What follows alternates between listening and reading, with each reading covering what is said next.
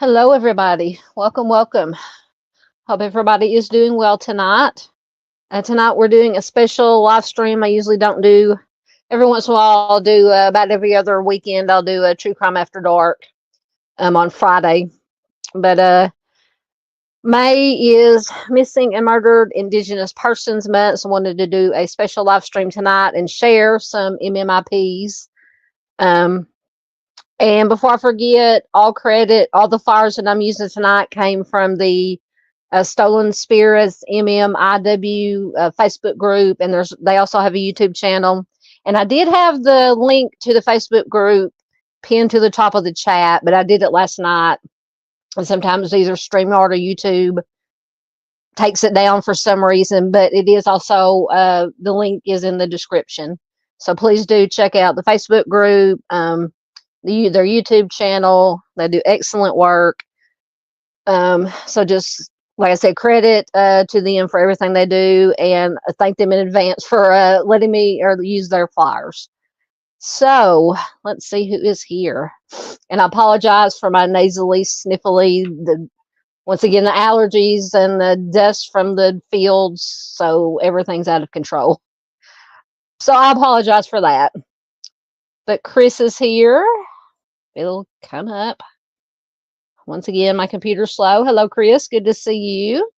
Miss Paula is here. Always good to see Miss Paula. Miss Heather Brown is here. Hello, Heather. Good to see you, as always.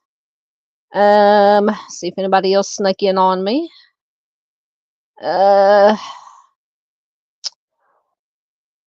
Thank you very much. Chris said I shared this out with groups on Facebook and Discord. Thank you so much, sir. Yep, I shared it on my Facebook, my profile, my Facebook group, and some other groups that the MMIP pertain to. So thank you so much for sharing. Absolutely. I appreciate it so much. And give me 1 second already, guys.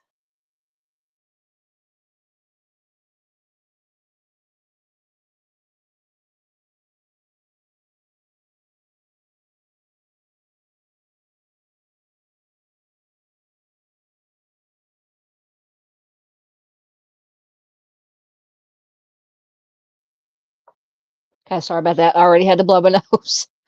I'll try not to have to stop too many times to do that. But anyway, so once again, thank you to Chris and to everybody. Yes, the most important thing you can do with these live streams and videos, with any of the missing persons that we share, is share the video anywhere and everywhere you can. The mysterious YouTube algorithm pushes it out supposedly with the more shares, likes, comments that it gets. So, and that is the whole purpose, is getting this information out to as many people as possible. So we will get started. I think I've got everybody welcomed in that's here so far. So like I said, May is Missing and Murdered Indigenous Persons Month. Red is the color, so I actually I had to buy a red shirt to wear today or tonight. The only red shirts I had were winter type shirts, and it was way too hot right now for that. So thank you, Miss Heather Brown. She sent a $1.99 super sticker with red hearts, or I think that's red heart. Yeah, red hearts. Thank you so much, dear. So we'll get to put a cow in the pasture. I can find the cow. I always lose the cow. There she is.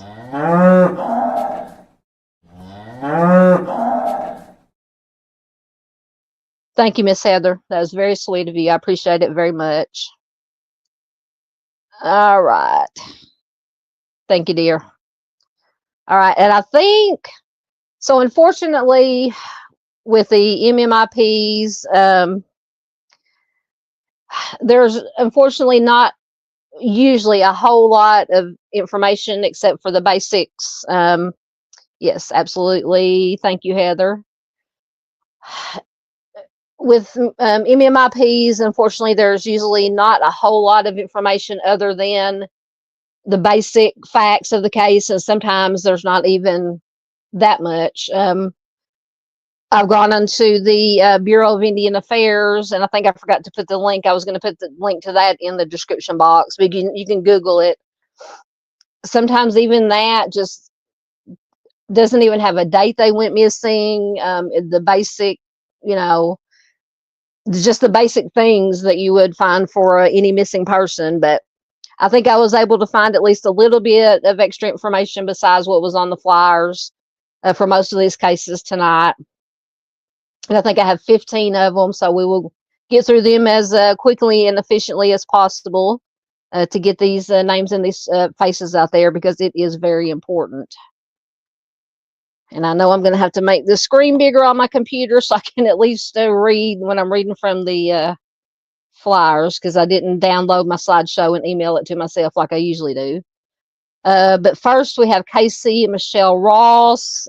She has been missing since March 19th of 2020 from, I know it'll tell on here somewhere. Let me just read it. She was 33 years old when she went missing. She is a female Cherokee American Indian with hazel eyes and brown hair, 5'6" tall, 155 pounds when she went missing. She has numerous tattoos. She has LV on her right hand. She has a bear with an arrow on her left arm. The name Santino with the Roman numeral 2 on her right calf. Juliana with a braid of sweet grass in a circle on her left calf. And she is originally from Plummer, Idaho, but she was last known to be in Spokane. So this is from Spokane. Oh, it says right there on the flyer. Like I said, it's about this big on my computer screen. So she is listed as missing from the Coeur d'Alene Reservation in Idaho since March 19, 2020, but her family says that she was last seen in Spokane, Washington. The last time that she was active on social media was on June 9th, 2020. After that, she has never been heard from again. Her loved ones believe that she may be in danger, obviously, and they have accused the police of mishandling her disappearance. And few details are available in her case. And I believe that what I just read right there was all I had on her was from the from the flyer, and then she did actually have a page or a profile on the Charlie Project. So like I said, just not a whole lot of information, unfortunately, with a lot of these cases. So that was Kacy Michelle Ross, missing from Spokane, Washington since March 19th, 2020. Next, we have Jessica Renee Sherwood.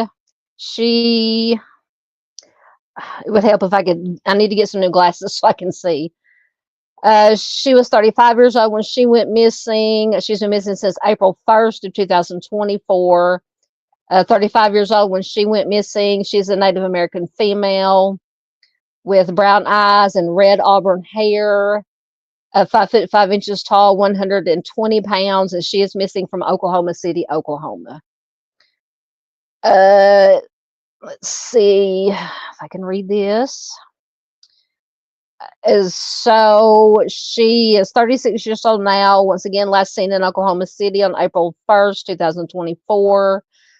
That was the last time her family heard or spoke with her, and they are very concerned, obviously. She is enrolled with the Chickasaw Nation. She has multiple tattoos. She has one on unspecified on her left foot. She also has one with a face with the name Sierra, Searra, on it, and another that says Elijah, Elijah. And once again, she's 5 foot 5 inches tall, 120 pounds, brown eyes, and brown auburn hair. It says that she sometimes dies at Auburn. So if you have seen Jessica or know her whereabouts, please call the Oklahoma City Police Department at 405-297-1129. And it gives the case number, and it says, please share and help her family find her quickly. Absolutely. And I think I forgot to give the phone number on the last one. So on Kacy's, you can call the Coeur d'Alene Tribal Police Department at 208-686-2050 for Kacy's. And let me see what I was able to find, if anything, on Jessica's case. I think it was just a little bit from Facebook. Might have had a little bit more, or maybe the same information. Yeah, that was just the same information. It came. That information came from the See Me OKC's Facebook page or group. So See Me Oklahoma City Facebook group. So that is all the information, unfortunately, that we have for this case. Just so disheartening. All right. Next we have Duane Ryan Thomas. I'll make it bigger. He is missing from Mesa, Arizona. He's been missing since March 4th, 2011. So 14, a little bit over 14 years now. He was 30 years old at the time he went missing. He is a Native American male, brown hair or brown eyes and black hair. At the time he went missing, he was 5'10", 185 pounds. Said he's usually clean cut with sideburns and a mustache. He was last seen with his girlfriend, Trudy, who is from Newcomb, New Mexico. It says he walked off after pulling off of Route 160 east of Red Mesa at the 450 mile marker. This is also the intersection of Route 160 and Route 35. So if you have any information about Duane, you can contact the Dilkin Police Department or Dilkin Police Department Detective Rosalind Benally at 928-657-8075. Let's see. I think I did. Let me see if I had once again any extra information. I think I just had Charlie Project. We'll see if it gave any extra information. Just says he was last seen in Indian Wells, Arizona on March 4th, 2011.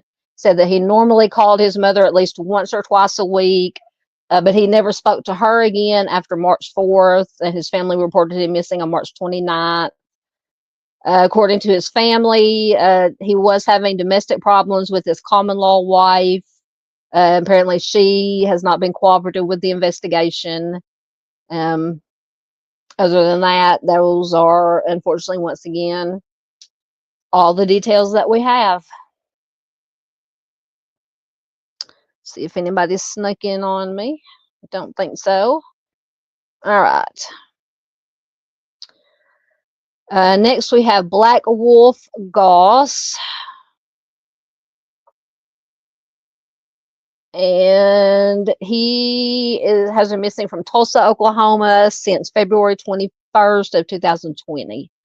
He was 42 years old at the time he went missing. He is an American Indian male with brown eyes and black hair.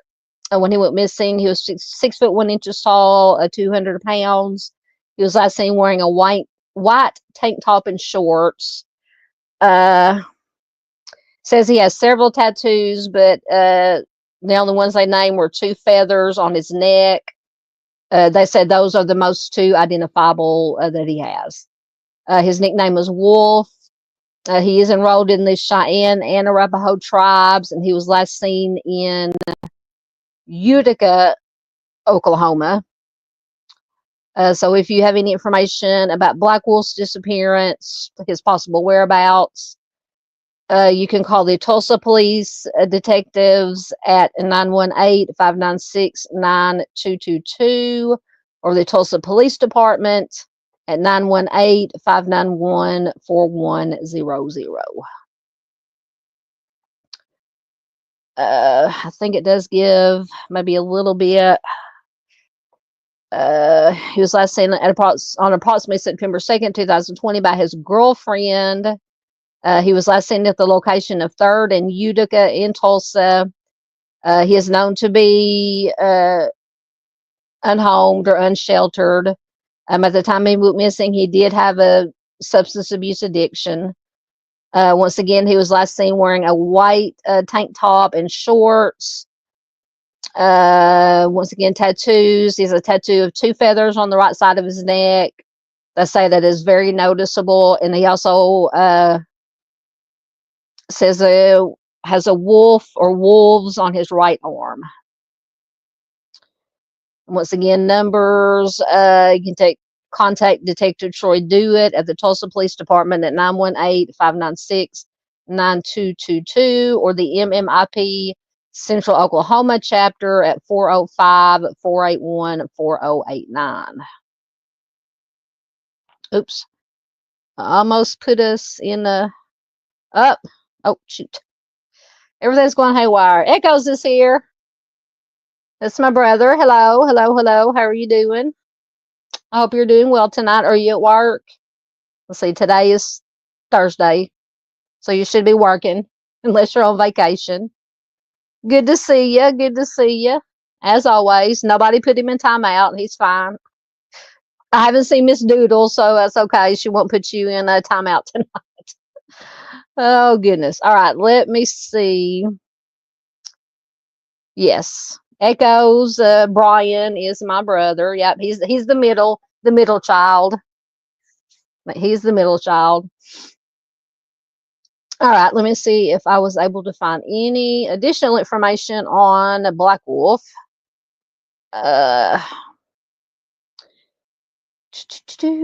Once again, from Facebook, it's probably the same thing that I used for the slide. Goodness, I'm so blind. I have to. Yep, that was the same thing that was on the slide. Unfortunately, like I said, in these MMIP cases, there's just so little information. It is unacceptable, in my opinion. Oh, so Echoes is bored at work. Yes, he always tells me that my live streams are less boring than his work.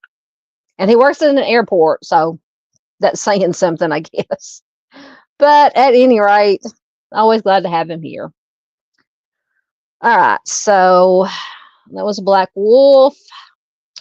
Next, and I think this case actually did get a fair amount of even national attention, because I did find a lot of extra information on this. So this is Anthonette Christine Cayedito. Oh, God, I gotta make it even bigger. She was just, and I believe this is maybe the one where allegedly her father took her and unalived her mother. I think this is the case. I'm not sure. But she is missing from Gallup, New Mexico since April 6th of 1986. So this is probably the oldest case that we have tonight, I believe. She was just 9 years old. She'll be 49 years old as of this year, 2025. Her birthday is December 25th, 1976. She's a Native American and white female with brown eyes and brown hair. At the time she went missing, she was 4'7" tall, 55 pounds. I keep having to make this bigger and bigger. She has freckles, pierced ears, a scar on her knee and on her lip, moles on her back, right cheek, nose, both hands, and right ankle. She wore glasses at the time of her disappearance, and she was known to wear a silver chain with a small turquoise cross pendant. And she was last seen inside her family's residence wearing a pink nightgown. So this one they're all heartbreaking, but I think this one, as far as the ones we're looking at tonight, when I was putting this together and researching them, was just the most heartbreaking. There's Miss Barb. Yeah, watch out, Echoes. Miss Barb is here. Hello, Miss Barb. Good to see you, my lady. Always good to have Miss Barb here. Please do check out Timmy's Legacy. Please do check out Miss Paula's channel too. Miss Paula is here. Always good to see Miss Barb. Yep. If Echoes gets out of line, Miss Barb, it is your duty tonight to put him in timeout. Oh, goodness. Oh, he says he's always good. For the most part. For the most part. Oh, goodness. Yeah, Miss Barb is the enforcer tonight. Miss Barb is the enforcer all the time. I'm just going to tell you that much. Just from what I know of her, she's an enforcer all the time. All right, so, oh, did I accidentally fast forward? Sorry, I hit the wrong button. Okay, so I think I ended up just using the Wikipedia information for Anthonette's case, because it gave a lot of information. So Anthonette Christine Cayedito, hopefully I'm pronouncing that last name right. She's a Native American female, disappeared from her home in Gallup, New Mexico on April 6, 1986. So apparently a year after she disappeared, a girl claiming to be Anthonette called the Gallup Police Department, stated her name multiple times, and said that she was in Albuquerque before an adult yelled, "Who said you could use the phone?" And this was followed by the sound of a girl screaming. The phone call was disconnected. It could not be traced. And at the time, Anthonette's mother, Penny, she did listen to the audio recording repeatedly. And at that time, she said she thought that the caller was her daughter. So this is not the case I'm thinking about. It's a different one, maybe. So no evidence was found following a 3-day search conducted in the days after she was abducted. Multiple alleged sightings of her were reported between 1986 and 1991. Police also received hundreds of tips from the general public. None of those that say have proved useful to the investigation. The disappearance was featured on a 1992 episode of Unsolved Mysteries, which brought renewed attention to the case, but no new leads. Some detectives believe that Penny, Anthonette's mother, knew who had abducted her and had more intimate knowledge of the disappearance, citing apparently she allegedly failed a polygraph test. We all know polygraph tests are notoriously unreliable, though. And apparently there was a confession to the FBI. No charges were ever filed against Penny, the mother, although law enforcement officials believe that Anthonette is unfortunately deceased. She is still officially listed as a missing person, and her case remains open. So some background on Anthonette. She was born on December 25th, 1976, to Teresa Penny Cayedito of the Navajo Nation and Larry Estrada. He was a carpenter, and he was of Italian and Hispanic descent. And after her parents separated, Anthonette and her younger half-sisters, Wendy and Sunita, were raised by their mother, Penny, in Gallup, New Mexico.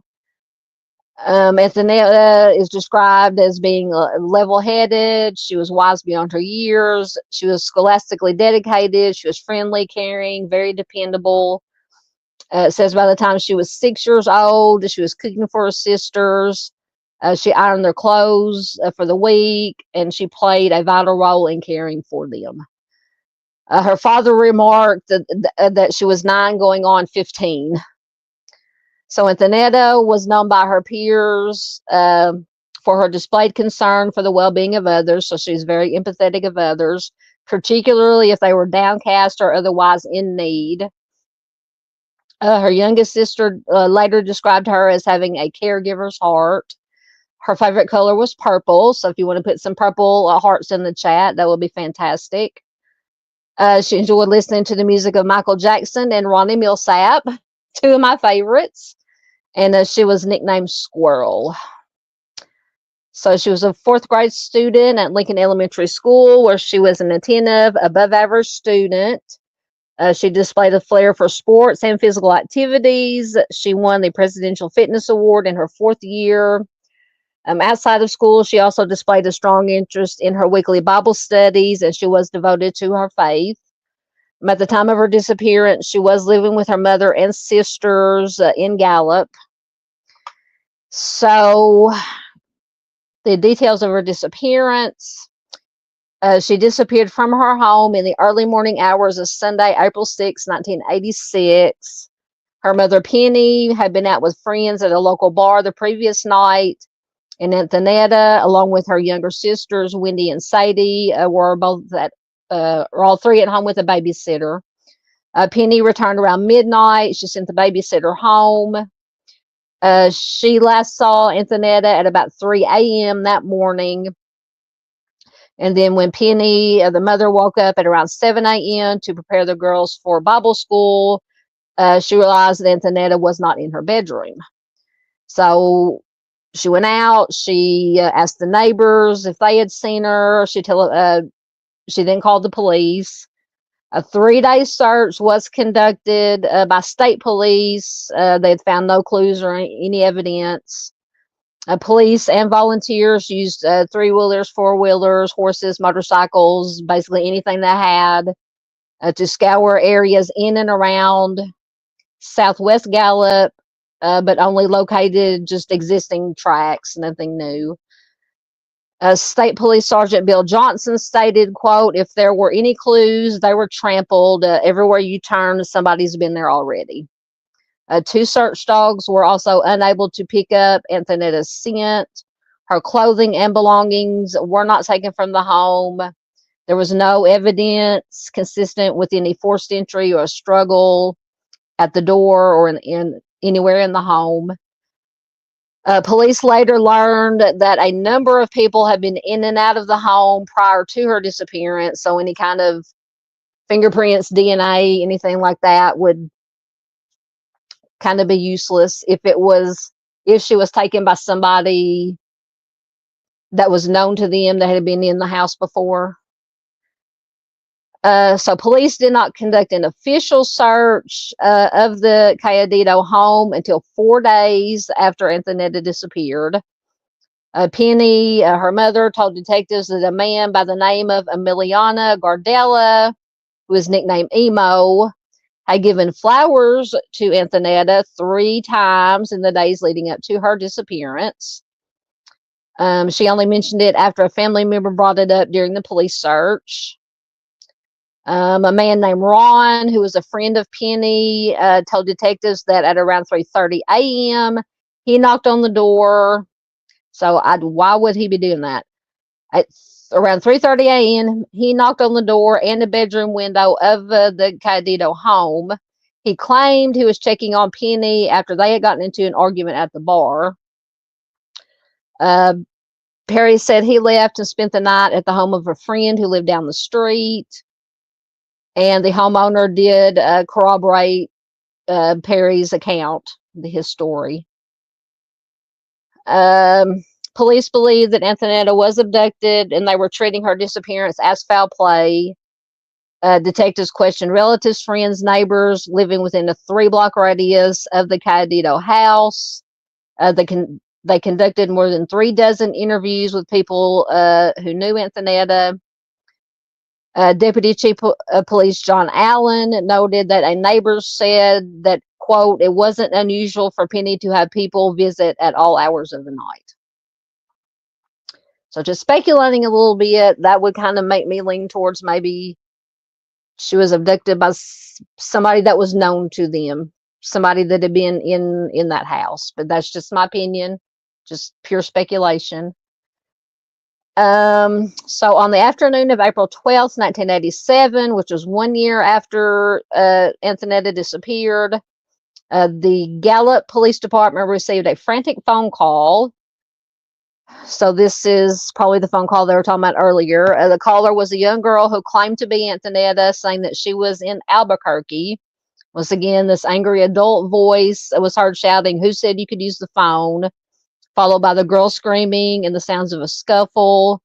And after that, the call was disconnected. The 40-second call was automatically recorded. Penny, her mother, listened to the recording repeatedly and stated, quote, "It was her voice. I would know my baby's voice anywhere." She knew the voice to be her daughter's by the way she pronounced her surname and by the sound of her screaming. I just can't imagine having to listen to that as a mother. You know, if I had a kid, a daughter or son, whatever, and had to listen to a tape and, an audio recording and know that it was them, just listen to the screams and just the fear. I couldn't do it. Just couldn't do it. She did not recognize the adult's voice. Detective Marty Escobel said that the call was too short to be traced, which meant the police were unable to determine where the call originated from. In January of 1989, the call was broadcast on radio for the first time, and it did lead to a number of leads in the case. So 3 years after Anthonette had disappeared, her 25-year-old disabled aunt named Louisa, who was a sister to her father, also disappeared. She disappeared on September 5th, 1989 from Gallup. But unlike Anthonette, Louisa was found alive in Juarez, Mexico a month later, and she was returned home. Over the years, there have been questions over potential connections between the two cases.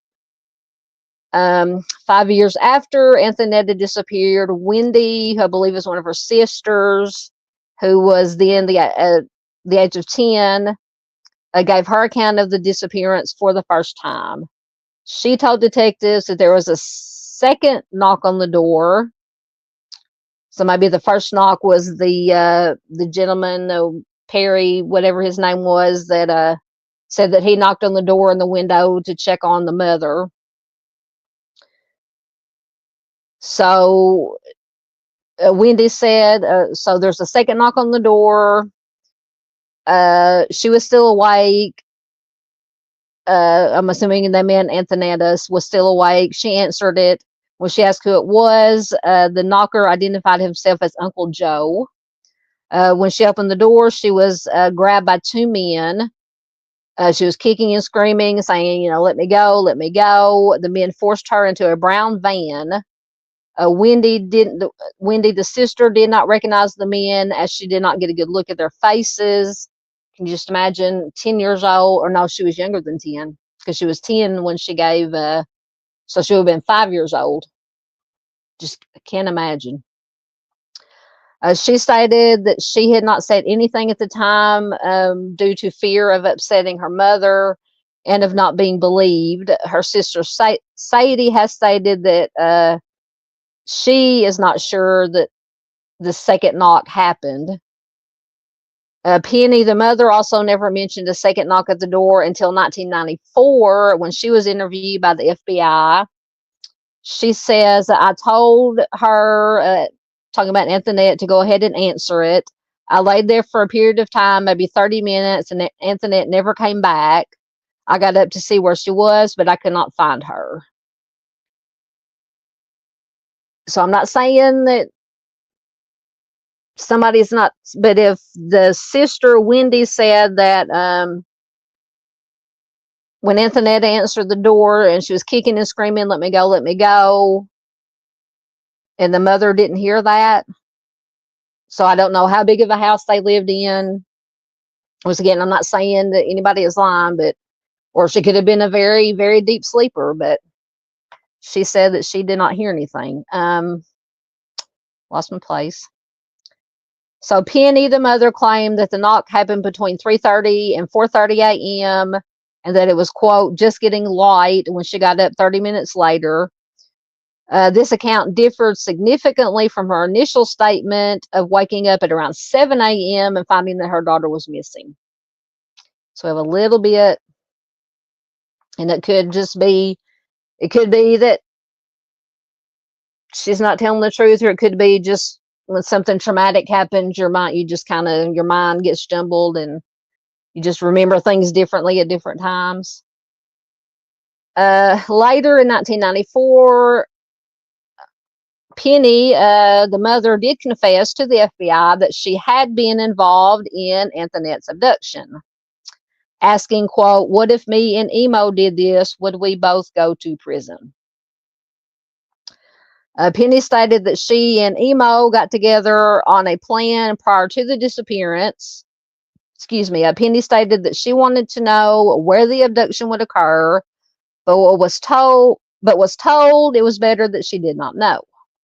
She admitted to knowing who was coming to take her daughter, as well as having told her to open the door. Despite this confession and the FBI's strong belief that Penny was involved in the abduction, she was never charged in the disappearance. In a 2010 interview with the Gallup Herald, Detective Marty Escobel said, quote, I'm pretty confident Penny had knowledge of who took Anthonette based on her failing a polygraph test administered by the FBI. So why would she want her daughter kidnapped? Some theories. Police interviewed an uncle who was married to Penny's sister.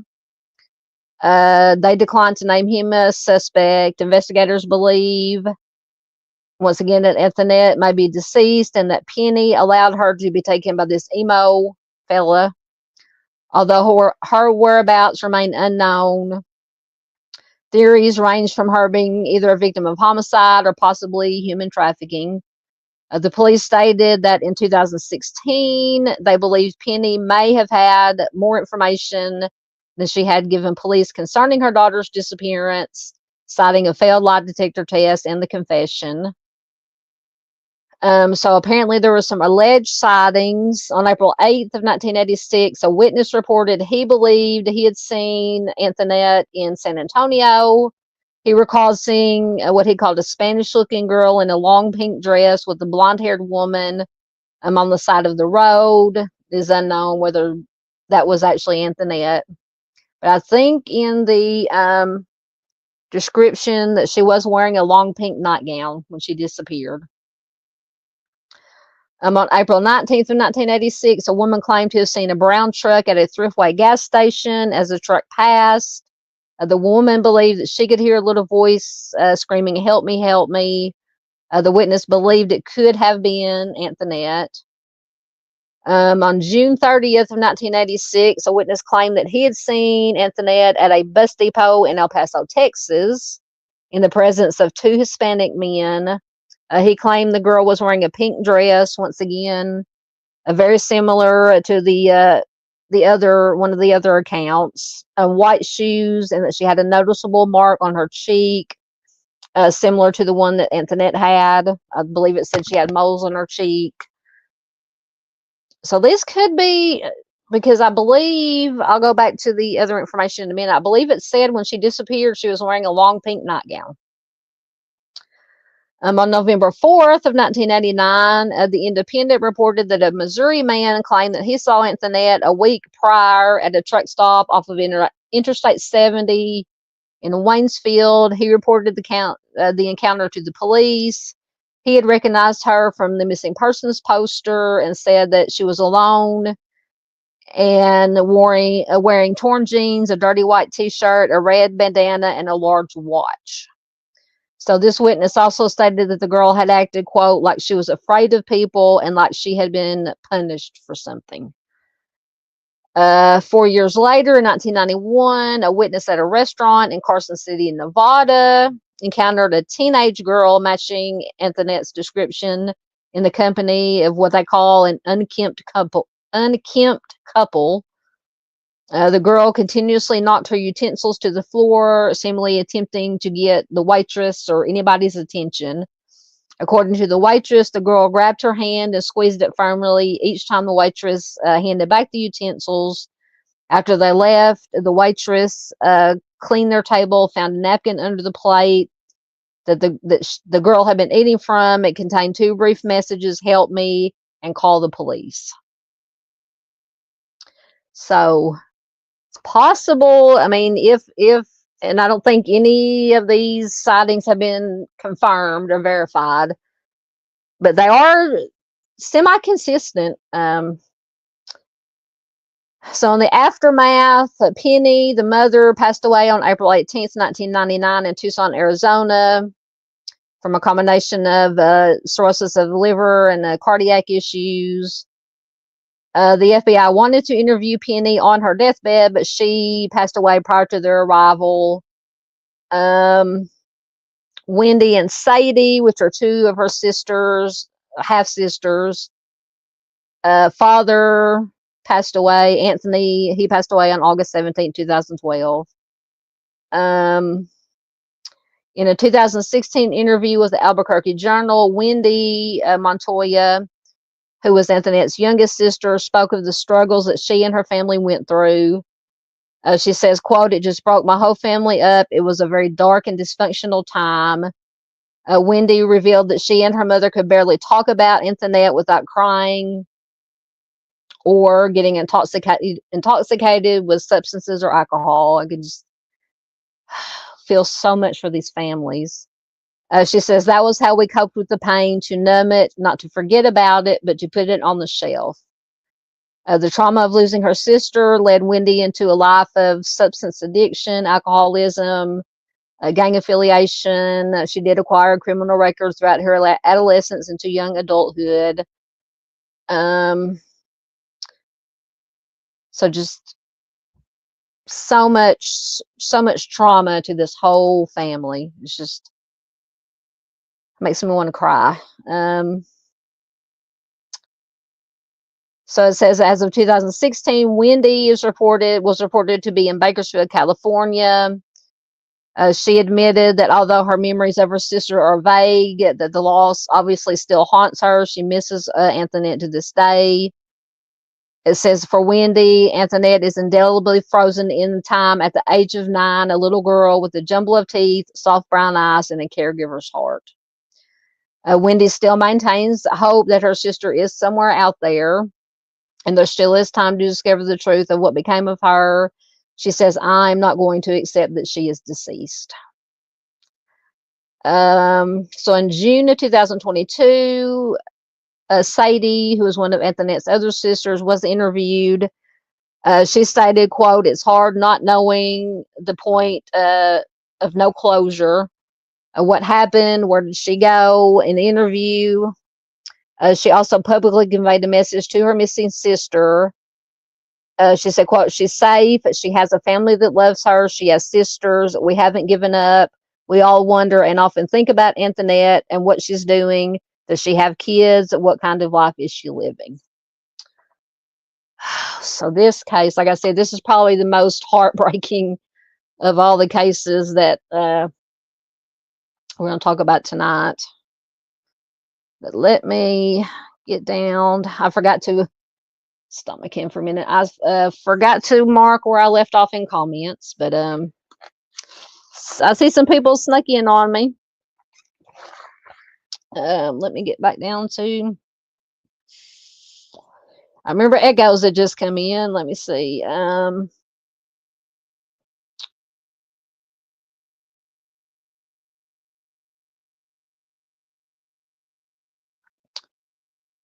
Let me see. All right, there's where Miss Barb came in. Hold on one second.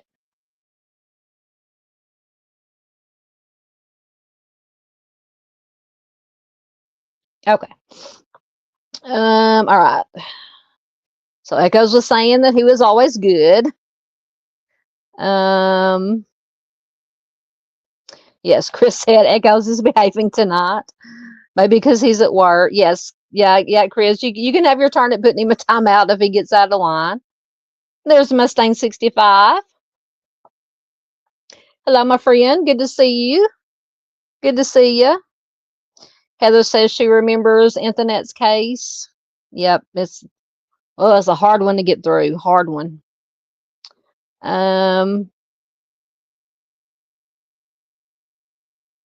Chris says Anthonette's case is familiar to him. He's heard of it. Yep.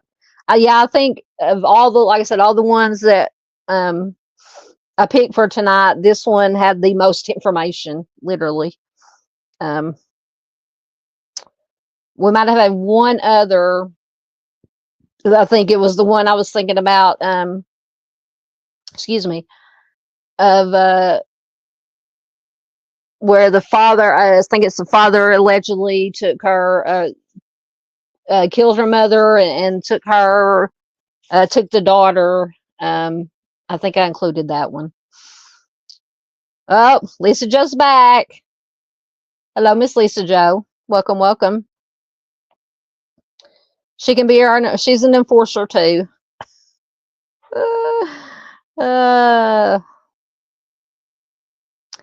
Let's see. Thank you so much. Yep, Anthonette's favorite color was purple.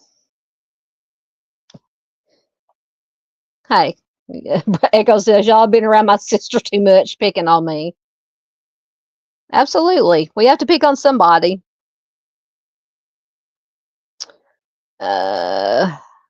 Thank you. There's some more purple hearts for Anthonette. God, I'm telling you guys, I'm going to get some stronger glasses. I cannot see.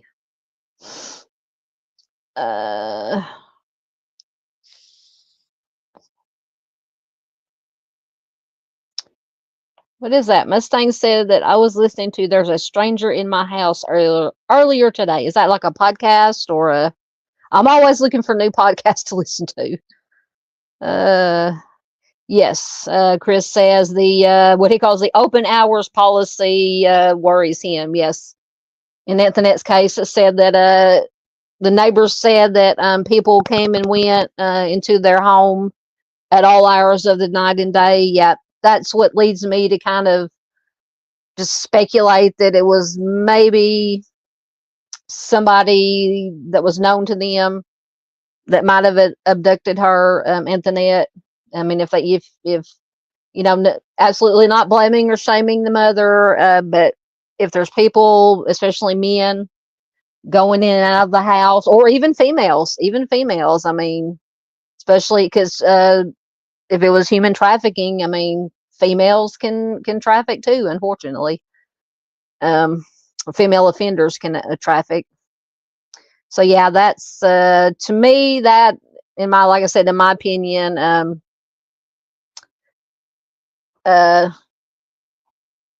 yeah, in my opinion, it's probably most likely somebody who'd been in that house was known to them. Yes, very heartbreaking. Welcome, Missing in USA. Good to see you. Good to have you here. Welcome back, Julian. Yes, it is very awful. It's good to have you here. Thank you so much for dropping in.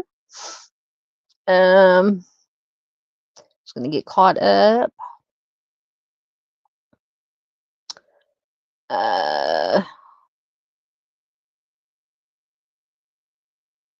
Yeah, Chris told Echoes to please stay safe at work. Yeah, I think he's got an office job. I don't know what you do. I mean, I know he works in baggage, but I know you've moved up. You don't actually, or do you still do the baggage, or you just supervise? I think he supervises. I don't know. I can't keep up.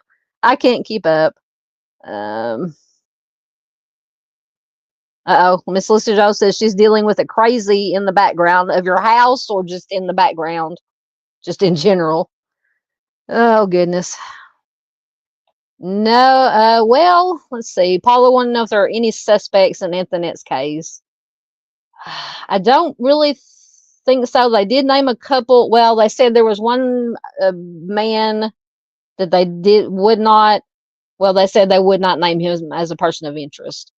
Well, they named it, so this, in the Penny, the mom's confession, she named, let me find it, somebody with the nickname of Emo, who supposedly he was the one they planned it for whatever reason to kidnap her, whether it was for him or for trafficking. Emiliano Gardella, that was Emo. He was the one that had supposedly given flowers to Anthonette 3 times in the days leading up to her disappearance. So yeah, if that's true, he would be a suspect in my book at least. I think they named somebody else. So they had the man named Ron, who supposedly knocked on the door, supposedly to check on the mom. But his alibi was corroborated. So I believe that's really this Emo fella would probably be my number one person of interest suspect. Because, like I said, in my opinion, it was somebody who was known to them. They've been in that house. If it was, basically open door, revolving door, as Chris said, all hours of the night, that would be my guess. I might have to check that out. Chris says Gallup, New Mexico has tons of cases. Yeah, that might be when we finish up, because on our Missing Person Monday, we've been going state by state, and I've just been picking cases throughout the whole, whatever state we're doing. But maybe when we get done with, because I think we have one more state to do in the East Coast, and we do the West Coast, and we may start all over, and then I may just look at each state, just go in alphabetical order, and just kind of get statistics on which city in that state has the most number of missing persons cases. I mean, that's an idea, but you guys feel free to give me any ideas of how to when we start over on the states, how to do it, or but I think that is a good idea.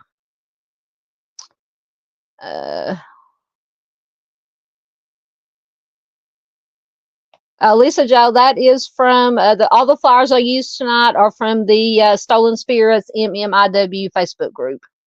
So yes, I did have it pinned to the top of the chat, but for some reason either StreamYard or YouTube took it down because I did it too early. I think it takes it down after 24 hours. But the link to the Facebook group is in the description section. I believe Stolen Spirits also has a YouTube channel, I believe, because they've popped in. She's popped in before to some of the chats. So yes, that is where all the flyers come from.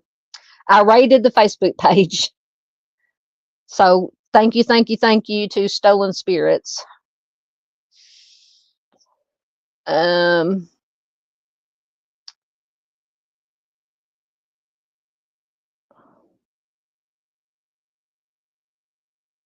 Yes, they are awesome. Yes.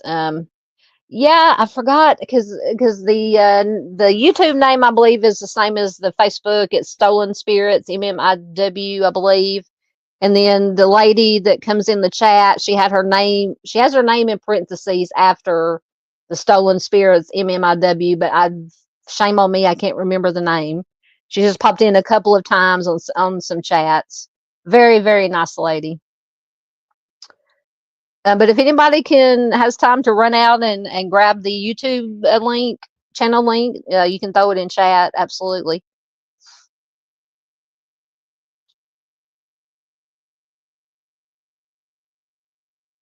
Oh, Heather's got to make a run to the store. Hopefully she will make it back safely.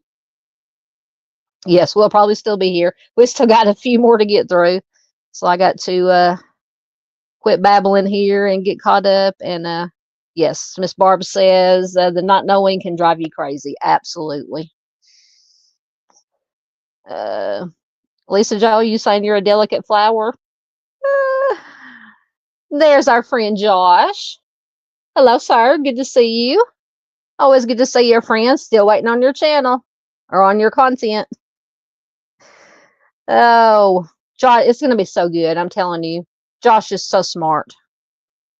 Yes, Paula, if you're talking about Anthonette's case, yes, definitely suspicious.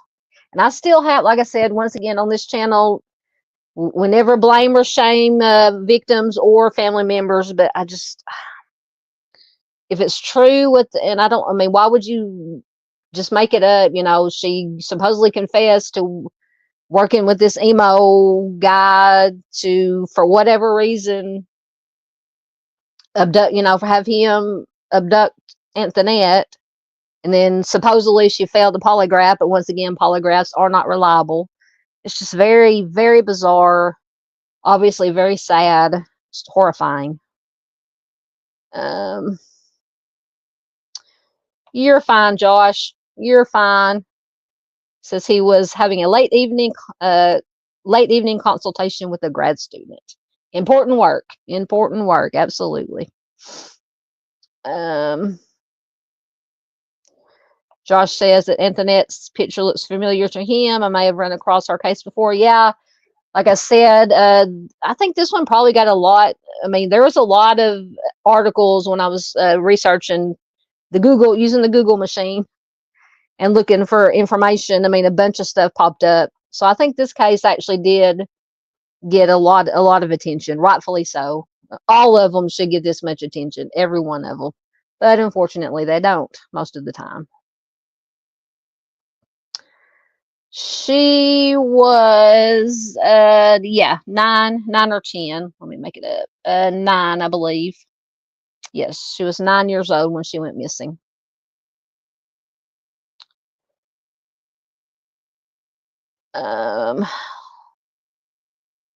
Yes, they do have a YouTube channel. Yeah, so if anybody with a wrench can grab that, it's called Stolen Spirits MMIW.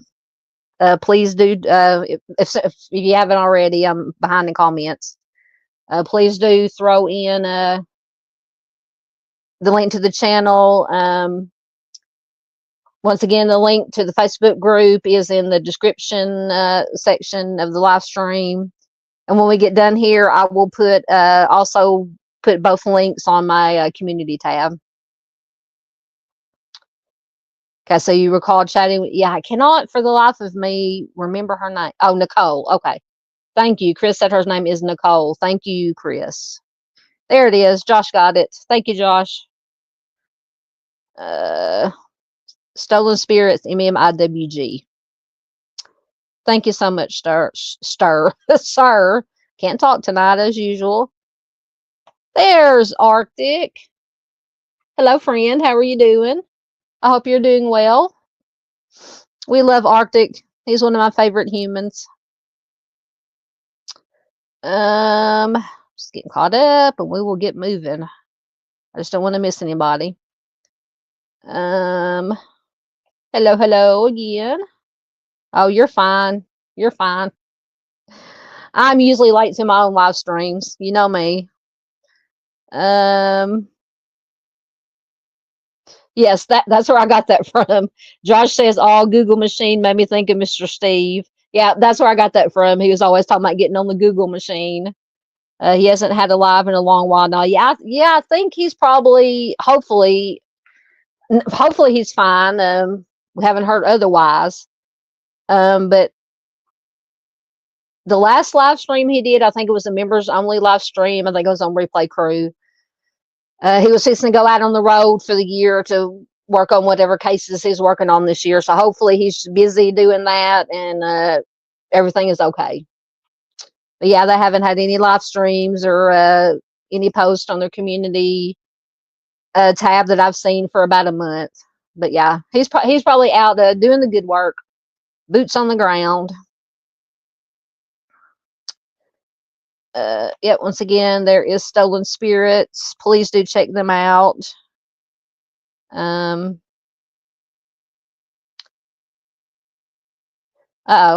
So Arctic says he's hanging in there, staying busy. I wouldn't expect anything less from you, sir. He's investigating a 9-year-old abducted and taken across the border into Mexico. Oh my goodness. What case is that? Hey, Junior. Junior made it. How you doing, sir? Good to see you. Always good to see Junior, one of the OGs. One of my original guys. How are you doing in Cadiz in Kentucky? I hope you're doing well tonight, sir. Oh, I'm going to butcher this. I'm going to try not to. Hansel Kiros. Did I get close? Hopefully. I'll have to look at that. I'll be looking forward to whatever you're doing with it. A video, live stream, whatever you're going to do, a short. Absolutely. Anything Arctic does is gold. Yes, absolutely. Josh says, thank you for all your work, Arctic Fox. Absolutely. Oh, I'm so sorry, Junior. Junior said he's in Kentucky. His stepdad passed away. I'm sorry to hear that, Junior. Thoughts, prayers to you, sir, and your family. I hate to hear that. We got your back, sir. Yep, absolutely. Thoughts and prayers. Absolutely. All right. My comments are doing weird things. Okay. Okay, excellent. So with the case that Arctic is working on, he says we're going to do a live with his mom on Miss Doodlebo's channel. He'll let us know when it's scheduled. Excellent. Thank you, thank you, thank you. Absolutely. All right. We are going to, I'm going to mark right there. Let me get the information. Next. Yes, Josh is sending love out to you, to Junior from Texas. Absolutely. Junior says, thanks everyone. It's been a long day and I'm heading to bed. Absolutely, sir. You get some rest. Get some rest. Absolutely. Let your mind heal. Let your body heal. Good having you here, Junior. All right. So let me mark right there. Turn my camera off for a minute. So we have Heather, Leann. I'm gonna make it bigger so I can read it. Oh no, we have Louann Marie Aiken. She has been missing since April 15, 2023 from Portland, Oregon. She was 31 years old when she went missing. She is an indigenous female, brown eyes, light brown, but naturally black hair. At the time she went missing, she was 5'5" tall, approximately 200 pounds. Her tribal affiliation is Turtle Mountain Band of Chippewa. She has tattoos and piercings. She has a diamond above her breast, children's names across her chest: Blake, Brayton, Malia, Monty Jr. She has loyalty on her right inner forearm. And she has scars on her left wrist, which was broken as a child. And I don't know how much I have on her, but I'm going to read this. The Portland Police Bureau is asking for the public's help in locating missing 31-year-old female. Louann Aiken was last seen in Portland, Oregon on April 15, 2023. Once again, she belongs to the Turtle Mountain Band of the Chippewa Indian tribe. We talked about the tattoos. So that's basically the same thing that was on the flyer. Let me see if I had any information on her.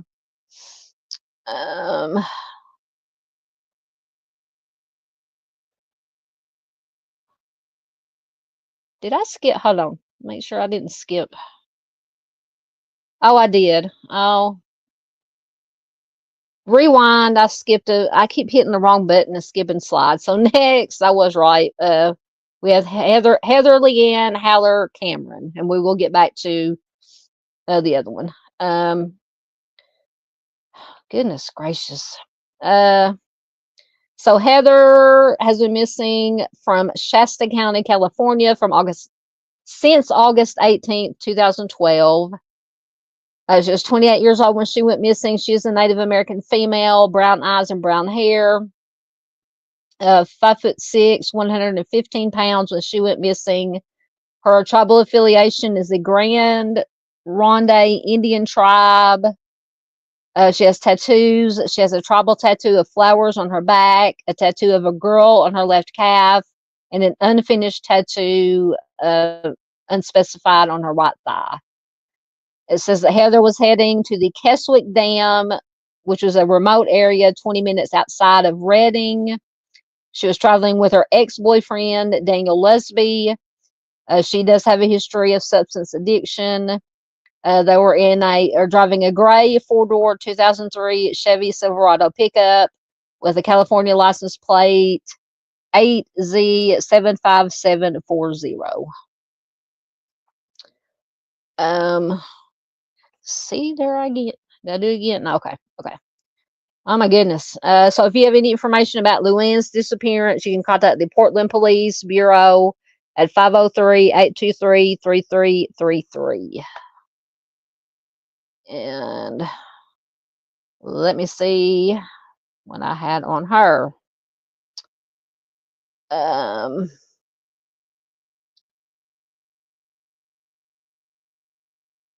Maybe that's all I had on her.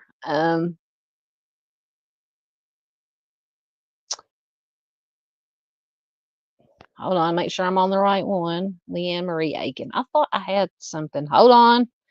I try to keep everything in order, but it doesn't always work.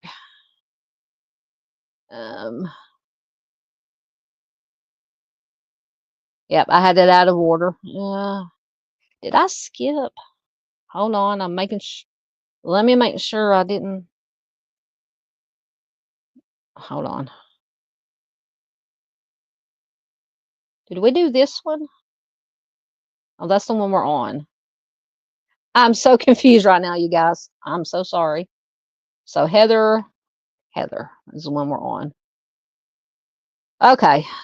No wonder it wasn't in the. Okay, so Heather. See for Charlie Project information. So Heather, sorry for the confusion. Heather was last seen in Shasta County, California on August 18, 2012. She was heading to the Keswick Dam, a remote area about 20 minutes outside of Redding, with her ex-boyfriend Daniel. That day, starting at 2:50 p.m., she did make 3 911 calls from the vicinity of the dam, using her boyfriend or ex-boyfriend's phone. She said that she had been drugged with illegal substances and needed assistance. A male voice could be heard in the background of the call. The area does have steep hills and canyons and poor phone receptions. No one saw or heard from her again after that. So her estranged husband reported her missing 2 weeks after she was last seen. Authorities launched an extensive search, but they turned up no sign of her. The ex-boyfriend, Daniel, that she was with, has been formally interviewed by police about her case 3 times. He told them that he and Heather had gotten separated and that she had his phone on her when they got separated. He has never been charged in her disappearance, but he is considered a person of interest. His phone has never been recovered. Once again, they were driving a gray four-door 2003 Chevy Silverado pickup with a California license plate 8Z75740. Says in spite of her substance abuse problems, she did regularly visit her 4 young children.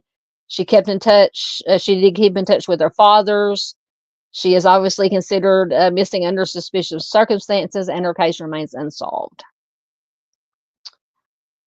Let's see if I have a different phone number. You can call the Shasta County Sheriff's Department at 530-245-6025. And I think I did have something else on her.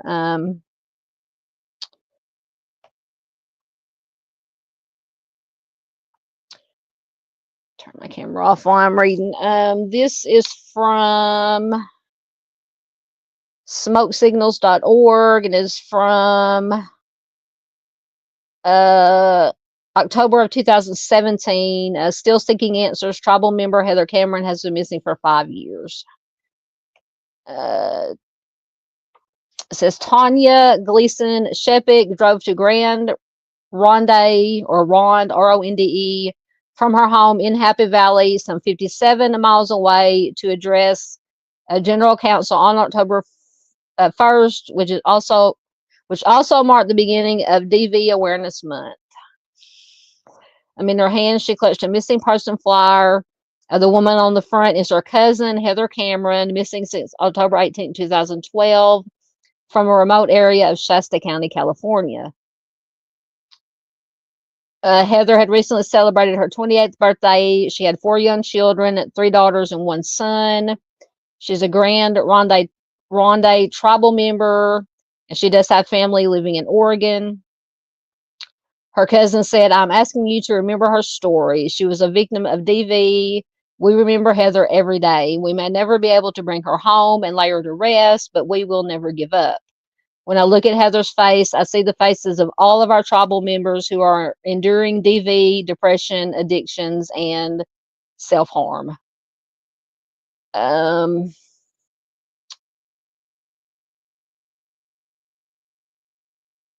Says, "I ask you to choose mental health as a priority. Mental health is our most underfunded, unmet need in Indian country. Heather's life was precious. She mattered. Everyone in our tribal family that is high risk matter too." Absolutely. And when contacted later, Heather's cousin said that Heather was last seen with her ex-boyfriend, Daniel Lesby. The two, once again, were heading to Keswick Dam. Her cousin said it was the last time anyone heard from her. She was not dating him any longer, but they were still in the same circle. So her ex-boyfriend's criminal record in Shasta County Superior Court shows that he had been charged with 9 felonies since April of 2012, 4 of which were reduced to misdemeanors. The sheriff's office confirmed that Lesby had been in custody at the Shasta County Jail 11 times. Lesby also spent time on Shasta County's most wanted list until he was arrested in 2015. Additionally, an article in the Porterville Recorder noted his arrest for car theft, stolen property, possession of illegal substances in November of 2012. Heather also had a criminal record in Shasta. There were 3 felonies, 2 of which were reduced to misdemeanors. Family members recall that Heather did struggle with substance abuse. She was a good mother who regularly saw her children no matter what else was going on. Her cousin said her life mattered. Whether or not she used substances isn't the point. Absolutely. She has 3 little girls growing up without a mother. It breaks my heart. 5 years is a long time not to know. She says, "I just hope our tribe becomes interested in this issue and breaks these old thoughts that DV is a family issue. It is a community issue. I want to raise awareness and increase justice and show people that we honor and respect the sacredness of our women.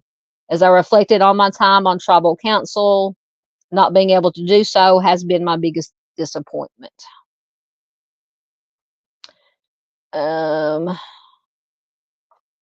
So let's see if it has any more information in here about the day she disappeared that we haven't covered.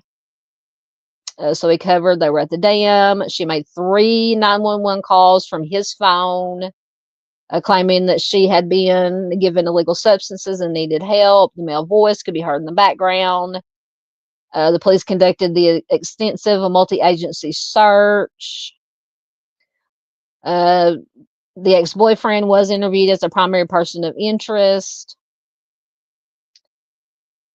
Shasta County Sheriff's Office Sergeant Brian Jackson said he talking about Lesby, was formally interviewed on 3 occasions but never arrested. He is still a person of interest, and this case is still open. There is still information we're trying to corroborate. Lesby was last interviewed in April of 2014. When he was asked why Heather used his cell phone to call 911, he told police that she had walked off and taken the phone with her. The cell phone was never recovered. Jackson said the location that Heather called from was remote, with steep hills and canyons. Cell phone reception was poor, resulting in multiple and dropped calls to 911. After an initial search, which included, all trained vehicles from the Bureau of Land Reclamation and a California Highway Patrol helicopter, Heather was not found, nor was there any evidence of suspicious activity. I wonder if they found the truck. I guess if she walked off, he had the truck. On September 4th, 2012, almost 2.5 weeks later, Heather was officially reported missing by her estranged husband. To the Redding Police Department, which referred the case to Shasta County.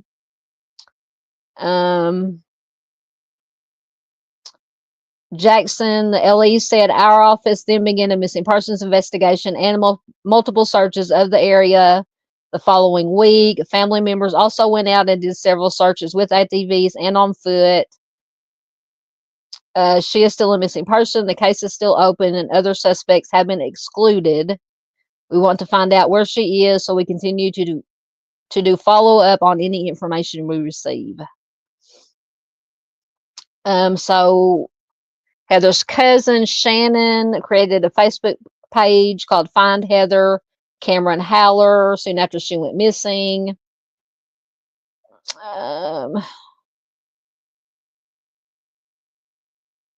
Shannon, the cousin, says Heather wasn't given a very good chance at life. Her parents struggled with substances and alcohol. She went back and forth between Grand Ronde and Redding. However, Shannon recalls fond times with her when they were children growing up in rural Redding. Shannon and Heather spent their summers riding in dune buggies, fishing, boating, and participating in other outdoor activities. Shannon says she knew the area very well. We were pretty native kids. My grandma used to call us Pocahontas. We loved to wander around in the woods and be in nature. On the day that Heather disappeared, Shannon said that she had recently checked herself out of a rehab program, and she was picked up by her ex-boyfriend, Daniel Lesby. It was the last time anyone confirmed seeing her alive. Shannon said the whole family is struggling. Heather was always in contact with her children's fathers, so when they didn't hear from her, we knew something very bad had happened. I remember her as being a great mom and very family-oriented. So Daniel Lesby did not respond to several attempts to this website for an interview, including a phone call to his place of employment. So that's just some another obviously very sad case. But yeah, once again, not trying to blame, but I mean the ex-boyfriend was the last to be seen with her. Now she could have wandered off, had some kind of emotional mental crisis and wandered off. They said it was very steep ravines. It is very hard to find. Usually, sometimes to find people in that environment. But yeah, but they said they interviewed him 3 times. He was formally interviewed 3 times, and he is a person of interest. Oh, Miss Paula said she was waiting for her computer to restart. I feel your pain there, Miss Paula. Thank you. Yeah, I don't know how I got so out of whack, but I think I'm back I'm back in line now. Oh goodness, it's been a long week. I still have tomorrow to go.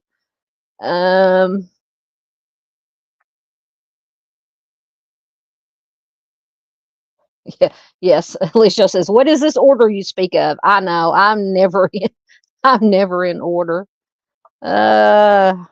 Oh, I'm not the only one. Josh said his week has been hectic and confused also. Good. Thank you. I'm glad it's not just me. Yep. Arctic says he lives in the state of confusion. What was that?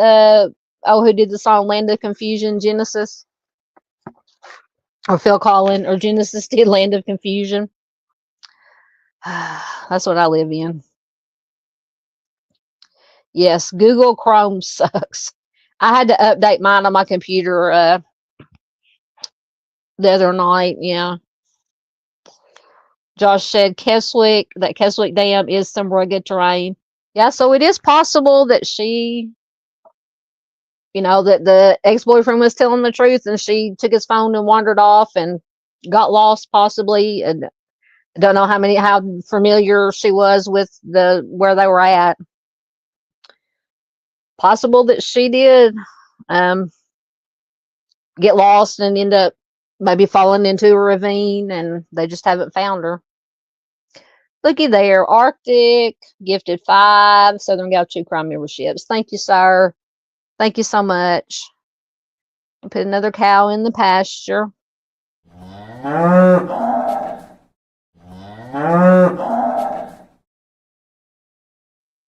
Thank you so much, sir. Appreciate that very much. Oh, everything jumped. Wait, did I miss something?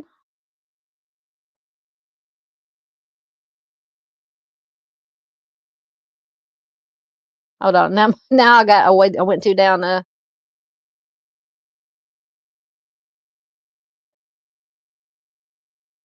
Did I miss something?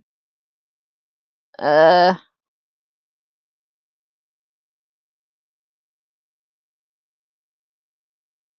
there it is. Josh the Posh has been a member for 8 months. Thank you, Josh. So good to put another moo cow in the cat in the.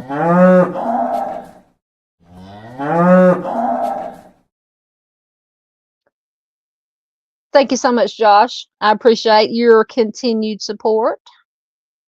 Yes, Arctic said. That's why I saw that comment. Arctic said, "Congrats on 8 months." I'm like, wait a minute, I missed something.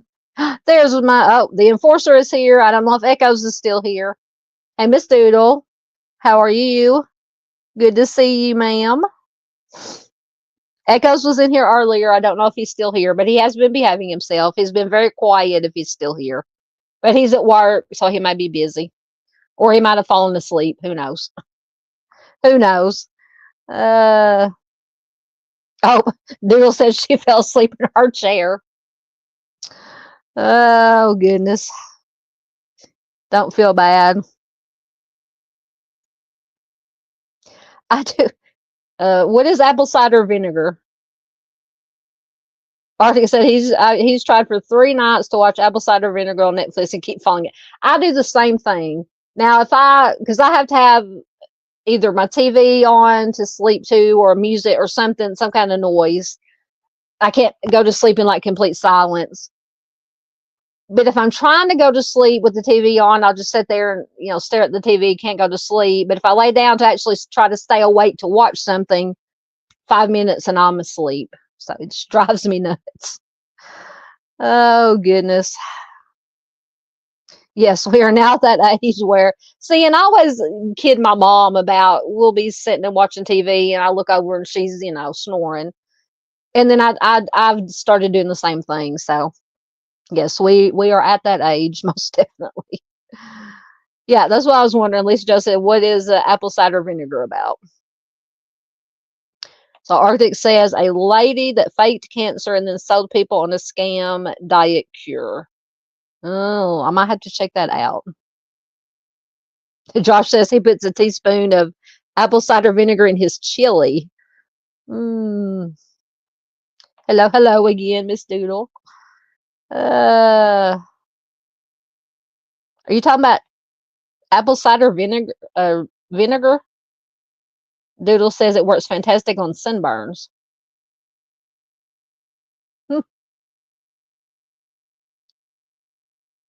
Let's see. Like maybe Miss Lisa just throwing a little bit of shade. I don't know what she's talking about. She's a man that sounds like something a certain author in. Oh, I think I know who you're talking about. A certain author in Arkansas would do. There's Miss Taylor. Did you get gifted a membership? Taylor is here. Welcome, ma'am. She said, thanks for the gift. Congratulations if you're gifted a membership. You can thank Arctic for that. Diana is here. Hey, Dee, how are you doing? Good to see you here, ma'am. Trying to get caught up so we can move on. I'm trying not to get out of order again. Oh, goodness. Hello.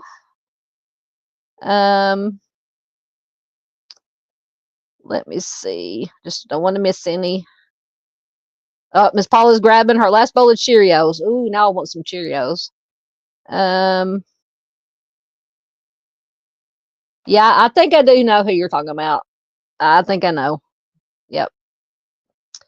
Okay, I think I'm caught up. Oh. Okay, so what am I doing? Okay, doing that.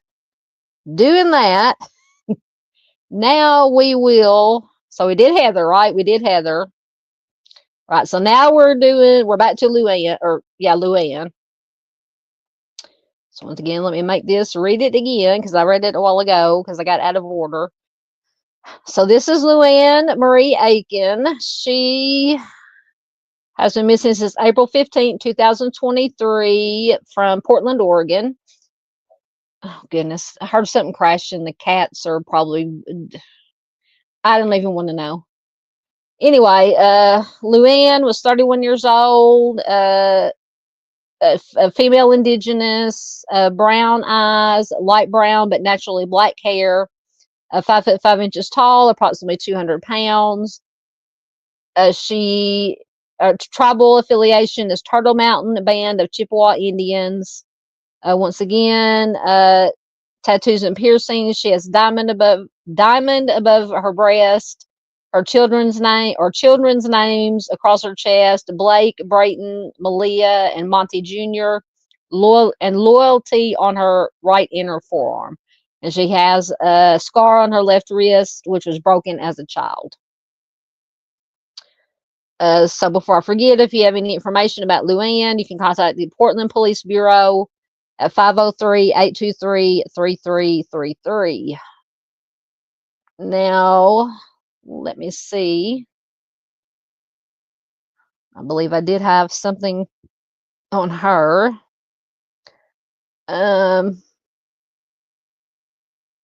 Okay, let's see what this is from. This is from Web Sleuths, and I believe somebody posted or put a link to an article. Let me find it.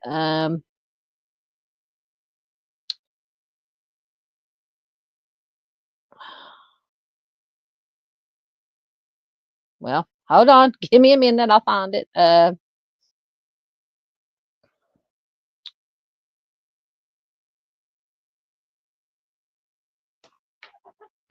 Okay, so it does have some statements from her sister. It says the Aikens are members of the Turtle Mountain Band of Chippewa Indians in North Dakota. In recent months before she disappeared, Louann had moved to Portland. Teresa Aiken says her biggest concern since she lost contact with her sister in April is that 31-year-old Louann could become just another number in a missing, or worse yet, a homicide indigenous woman report. Her sister said, "I'm afraid that her remains are somewhere and we just can't find her. And I know that unfortunately for indigenous women, how they are found is just by their remains," she said while wiping tears from her cheek. Teresa Aiken says, while triggered by the trauma, that her sister has struggled with addiction for years. She says, "I work night shifts. I could be sleeping, but my phone is always on the high ringer just in case Louann called. She would call my mother because my mother is taking care of her daughter. So she would always try to still keep that contact with her. It had been about a month when we started calling Portland, my mother and I, to try and see if the police may have picked her up for something. Later, as her mother tried to establish a missing persons case, Teresa says she was told they would have to wait because Louann had been cited for possession of a controlled substance and had missed her court date." Jeez. Teresa says, "Because she was considered a wanted person, Portland police told us that they could not consider her missing." Unbelievable. This burns me up. Anyway. I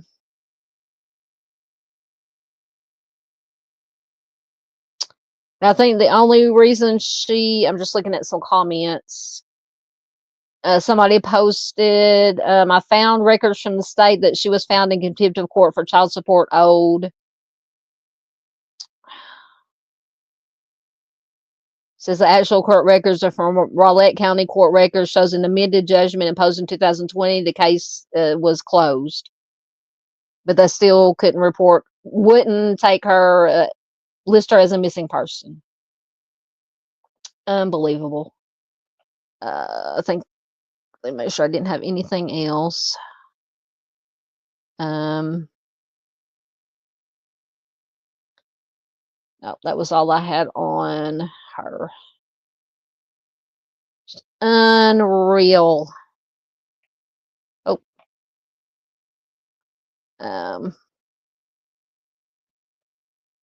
Get back down in comments.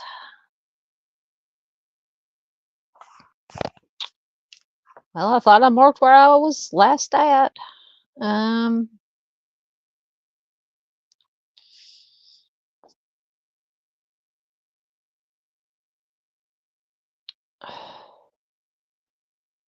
Oh my goodness, where's it at? There it is. Okay.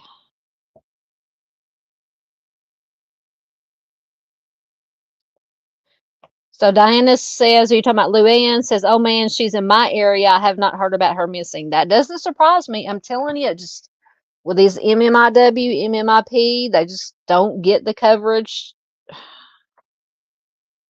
Do not get the coverage. Yep. Lisa Joe says, "Bullshit." Absolutely. You're talking about not being able, not taking her or reporting, listing her as a missing person because she was a wanted person. And I know that child support is kind of a serious thing, but I mean, come on. Being missing is more serious and more important, I think, than, unpaid child support. Anyway. All right. So next, I need a drink right quick.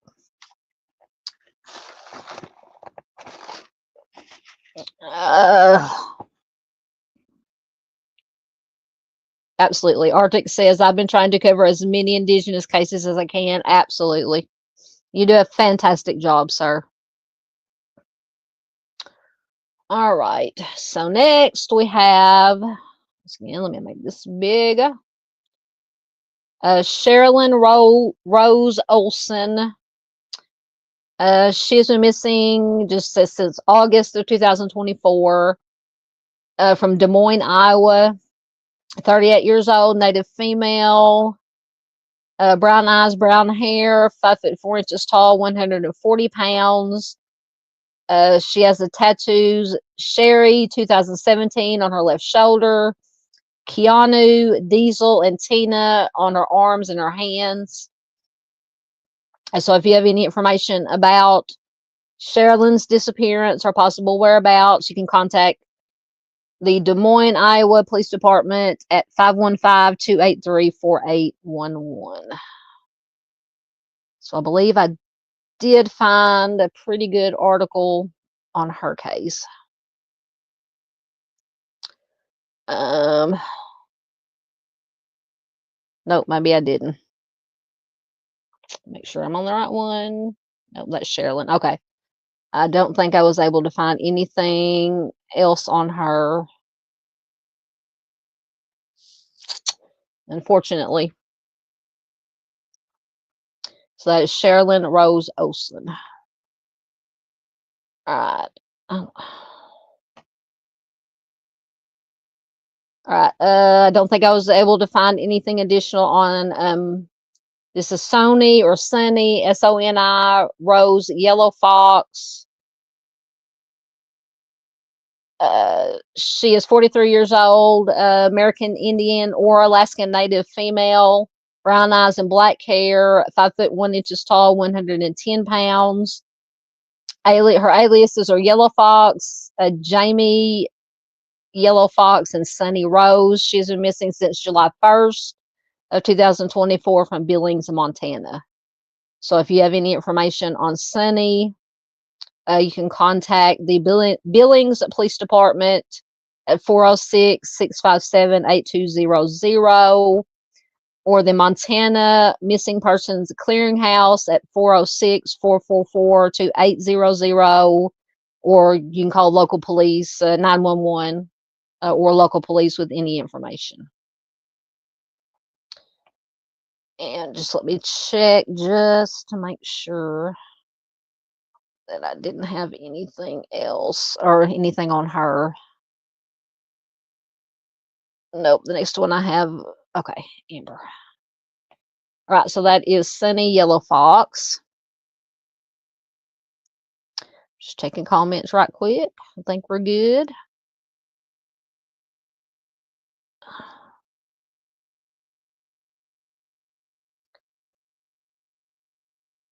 Okay.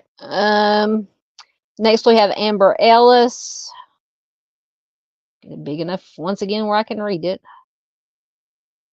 She has been missing since February of 2021 from, I'm going to mispronounce this, Oswego, Ontario, Canada. 32 years old, Indigenous female, brown eyes and long dark hair, 5'9" tall, 120 pounds. It says she has noticeable gaps in her teeth, a scar on her left thigh from a stab wound, and a horizontal mark between her eyebrows. Tattoos. She has a Chinese symbol on the nape of her neck, and there is a $50,000 reward. Probably, I don't know, for information, most likely. She was last seen at the residence in Six Nations of the Grand River First in Ontario. She is also known to frequent Brantford, Cambridge, Hamilton, and perhaps Western Canada.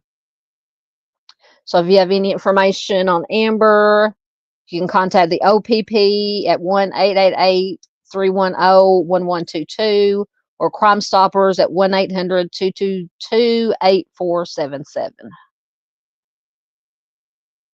So I believe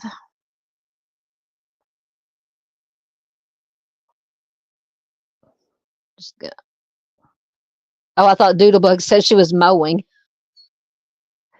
She's moving. She's moving. Okay. Thought she said you were mowing. I just glanced at comments and I thought Doodle said she was mowing. Okay. Oh goodness. Miss Paula made it back. Welcome back, Miss Paula. Oh goodness. Miss Barb had somebody. What did Arctic say? Barb, I heard you had a 90-year-old Shriner flirting you up at the parade. Uh-oh. Uh-oh. Miss Barb. Oh goodness. Was it the Mystery Machine motor scooter? I didn't see the Mystery Machine scooter today while I was at work.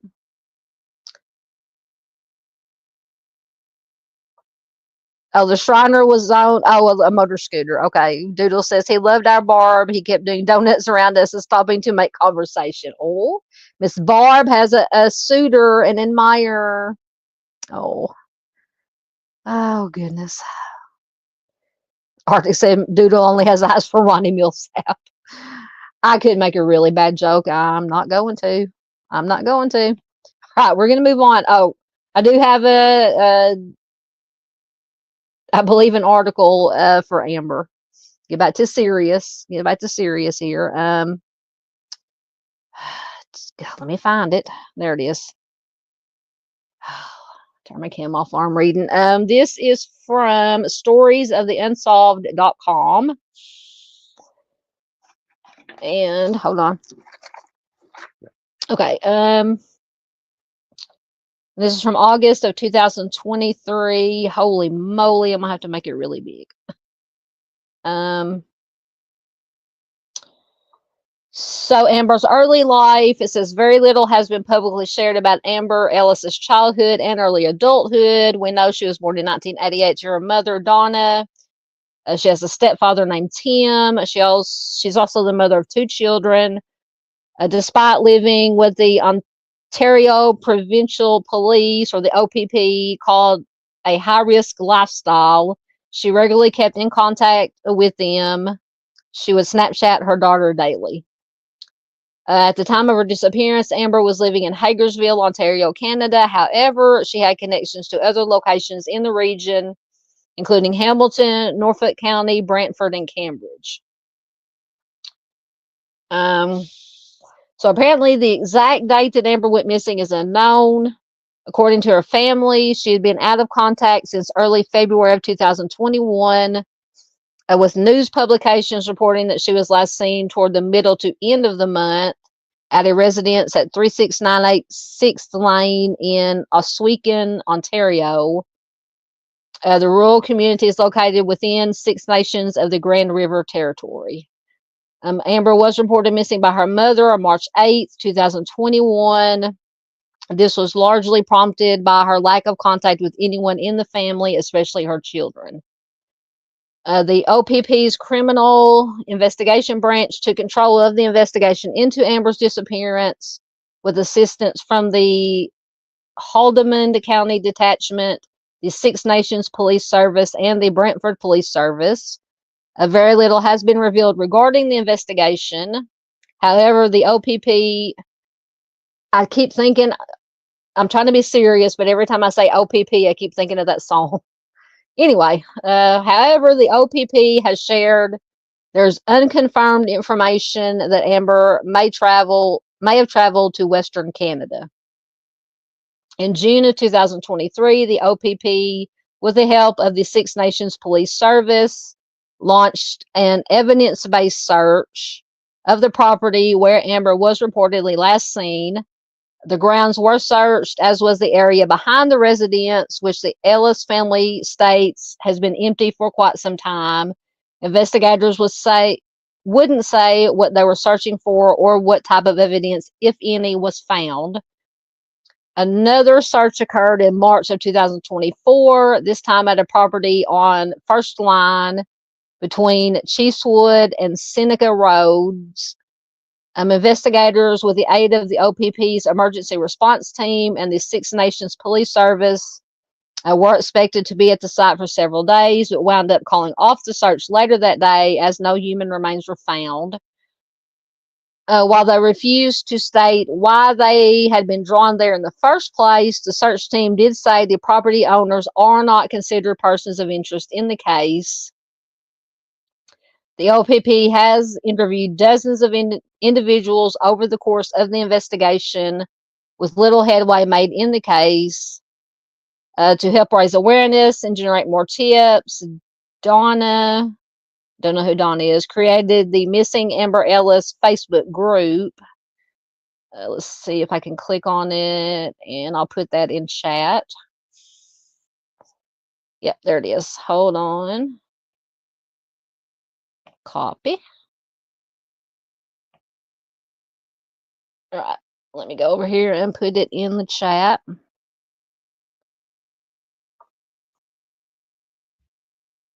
So there's a link to the Facebook group. So some more details. Amber was last seen sometime in February 2021 at a residence in Oswego, Ontario. She was either 32 or 33 years old at the time. She was described as having a thin build, 5'9", weighing between 120 to 121 pounds, with straight, long black hair and brown eyes. According to the OPP, Amber is missing some teeth with noticeable gaps. She also has a scar on the left thigh, which is the result of a stab wound, and a horizontal mark between her eyebrows, and once again, a Chinese symbol tattooed on the nape of her neck. Amber's disappearance is currently being investigated as a missing persons case with foul play suspected. The OPP is offering a $50,000 reward for information leading to the arrest and conviction of the person or persons responsible. Anyone with information regarding the case is asked to contact either the OPP's Criminal Investigation Branch at 1-888-310-1122 or the dedicated tip line at 1-866-549-2090. Tips can also be submitted anonymously via Crime Stoppers at 1-800-222-8477. So that is Amber Ellis. All right. Let me get back down in comments again. I think I forgot to mark where I was at.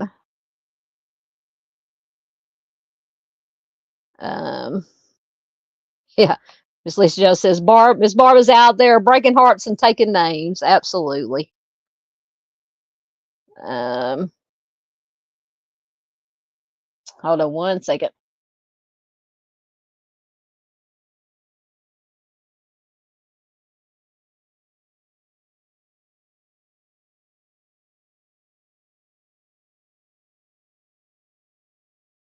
Oh, sorry, I forgot to turn the mic back on. Oh, how about in Miss Josh? Josh says he has to say good night. Good night, Josh. Says, may all who are lost be found and justice find those who have been harmed. Absolutely. Thank you, Josh. Thank you, Josh. Oh, Miss Barbara. Miss Barbara gave her suitor a sucker. She was trying to be nice. Apparently, Doodle is a tattletale. It's a wonder Miss Doodle didn't get on the Mystery Machine scooter and chase the Shriner around on his scooter. That would have been something I would pay to see. Just saying. Miss Paula wants to know if Amber had a boyfriend. Not that it mentioned. Let me go back and just make sure. I don't remember it mentioned any boyfriend or anybody that she was dating.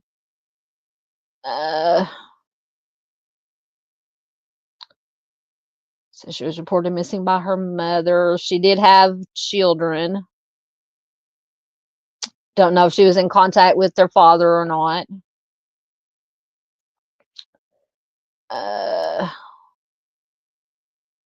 Does not say anything about a boyfriend. But that's not to say that she didn't have a boyfriend. They just might not have included it in this article. That's a good question, though, Miss Paula. Absolutely. Oh, Miss Doodle says he even told Miss Barbara about his Harley. Oh, he has a Harley. So he's moved up from the Mystery Machine scooter to a Harley.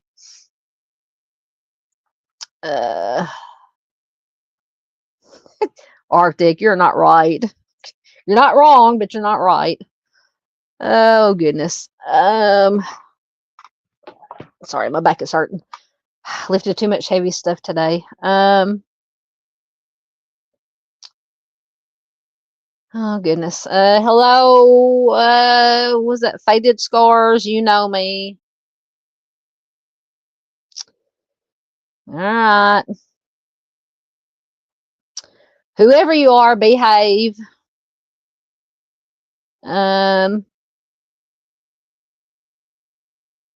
gave you a black eye. What, Miss Barb?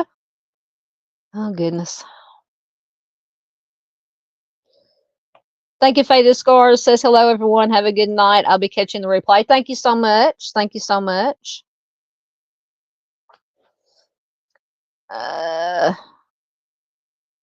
Yeah, Martha's going to have to come to Missouri to keep an eye on Doodle and Miss Barb. That might be like the Fox Garden, the chicken coop. I don't know. Just saying. Once again, just saying.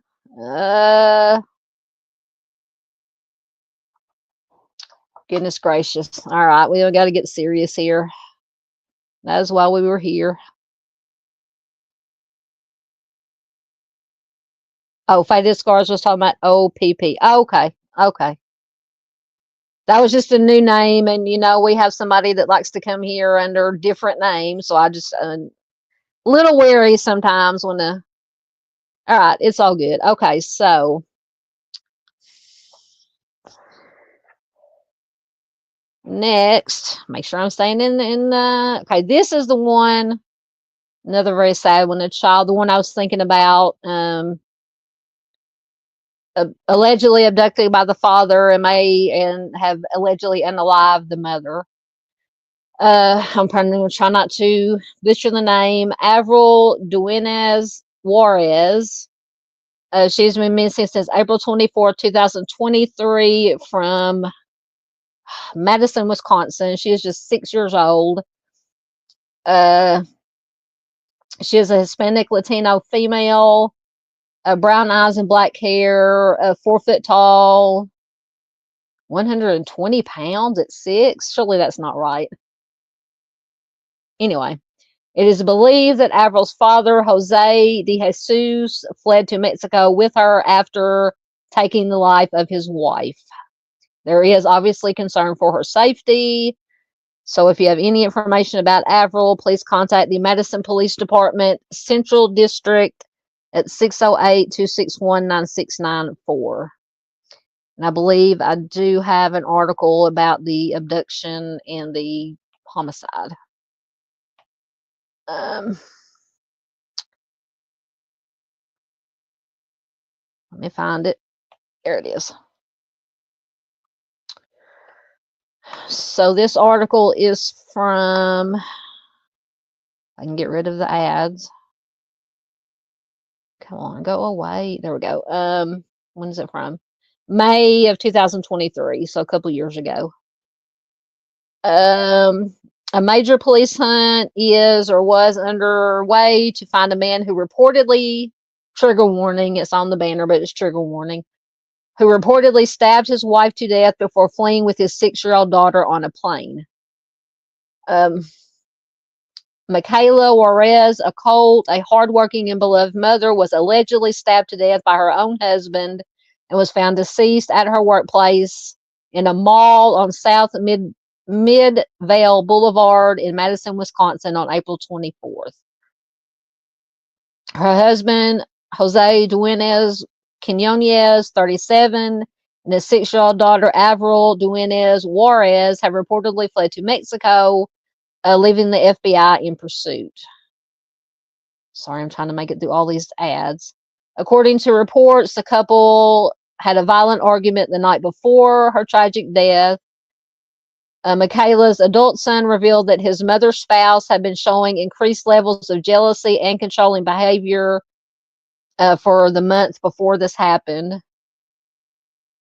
Sorry, there's so many ads to get through. Despite leaving the country over 24 hours before the police were alerted about the homicide, the authorities are working tirelessly with the FBI to apprehend the fugitive suspect. Said an Amber Alert at the time was almost issued when the duo's departure was discovered. So they never, I don't know, did they ever, is anybody familiar with this case? Did they ever issue an Amber Alert? The statement at the time from the Madison Police Department read, Jose Duenas-Juarez has been identified as a suspect in this case. He and his daughter left the country more than 24 hours before police were contacted about the homicide. It says we were in the process of getting an Amber Alert issued when we learned of their departure. Why did they still not especially after they found out about the homicide, issued the Amber Alert. They might have. MPD continued to work with the FBI on the case as the investigation continued. One of the victim's sons started a GoFundMe campaign to raise funds for the mom's funeral.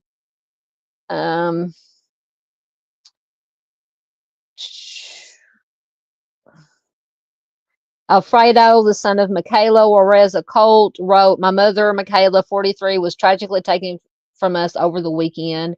She was a hard-working woman in all aspects and an individual that everyone loved. Her kindness was one of a kind and everyone felt it. Raising 4 kids while working on herself financially and physically, being healthy was one of her priorities.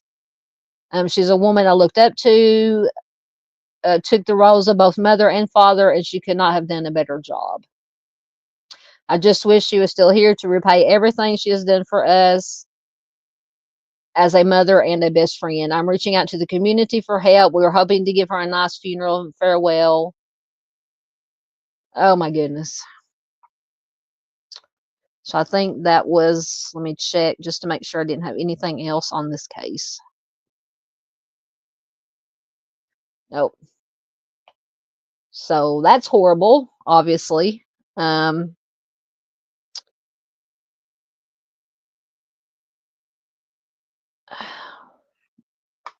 Get back down to your comments.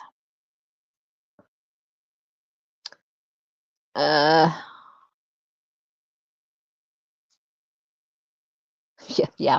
Artie said he's just an innocent altar boy.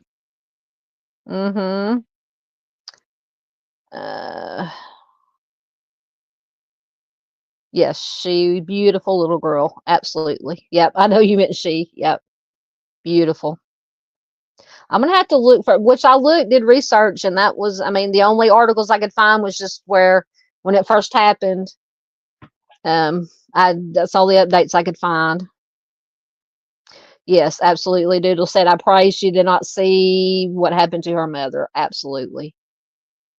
Oh goodness.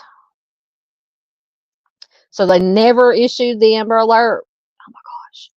Yep. Arctic says, "I'm so sick of alerts not going out only for these kids to end up in Mexico." I know.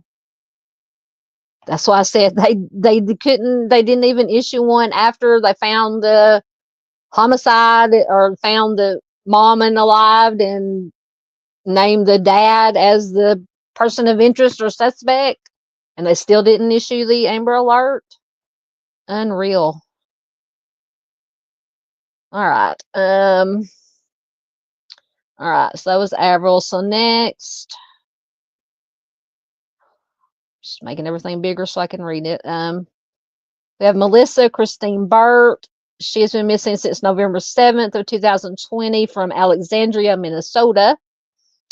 So Echo's territory and Lisa Joe's territory in Minnesota. I don't know exactly where in Minnesota Alexandria is. Melissa is 52 years old, Native American female, brown eyes and brown hair, 5'6", 140 pounds. She is Chippewa tribe, Leech Lake Band of Ojibwe. She was last seen getting into an RV with another unnamed individual and without a specific destination in mind. The unnamed individual claims that she got out in a small town, but he is unsure of the name of the small town.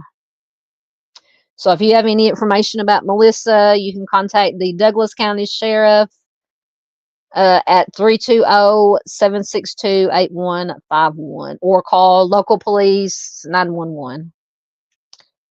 And I think I did have an article with her brother.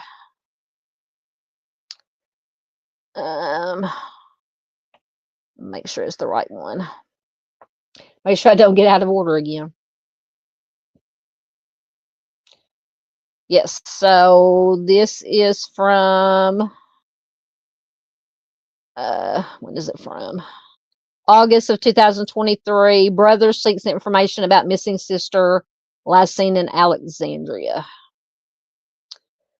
A Duluth man is seeking information on the whereabouts of his sister. Steve Woodworth is trying to find out what happened to his sister, Melissa Burt, who has not been seen in more than 2 years.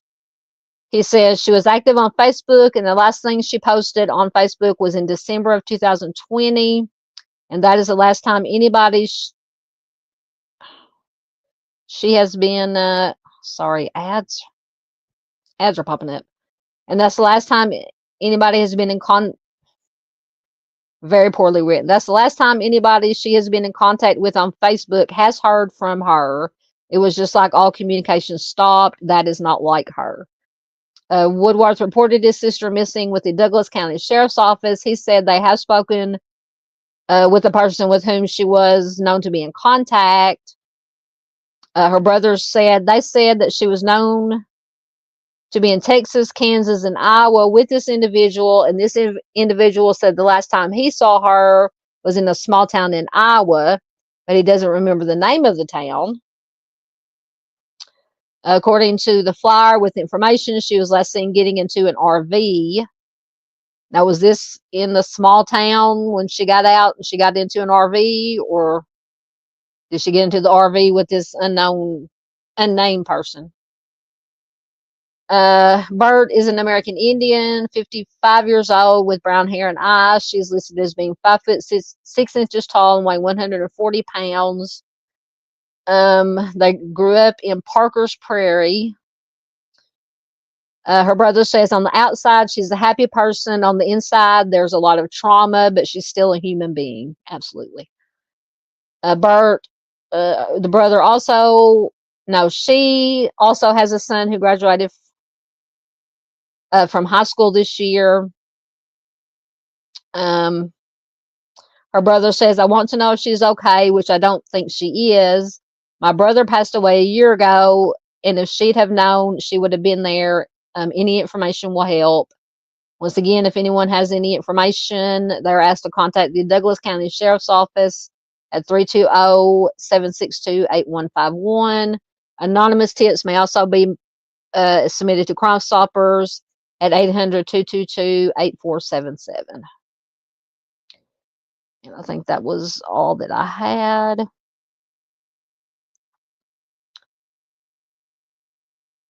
Okay. All right. So that was Melissa.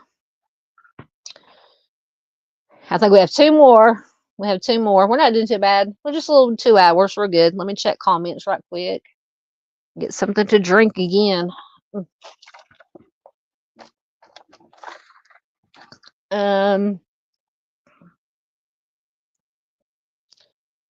Okay, so Lisa Joe says Alexandria is in southern Minnesota. Thank you, ma'am.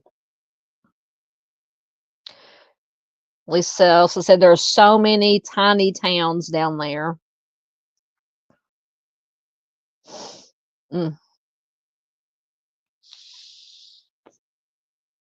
Wow.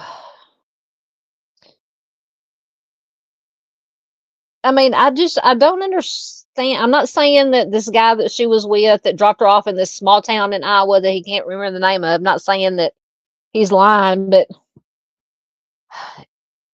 I think whenever I travel, I remember the names of the smaller towns more than I would remember the other ones. But anyway. All right. So next,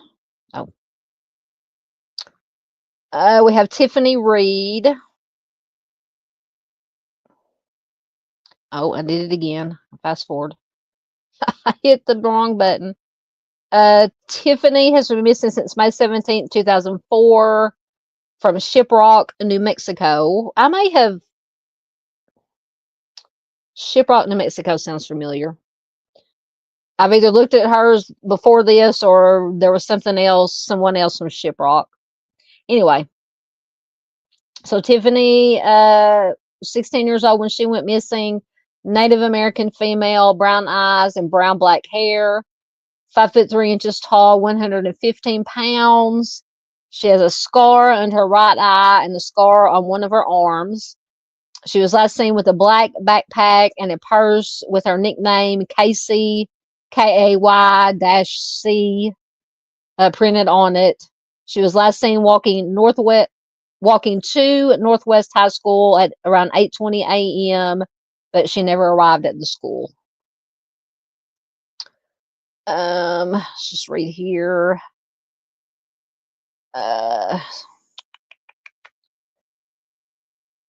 It says that Tiffany had previously snuck out of her home at night, and because of this incident, law enforcement told Tiffany's mother to wait before reporting her missing.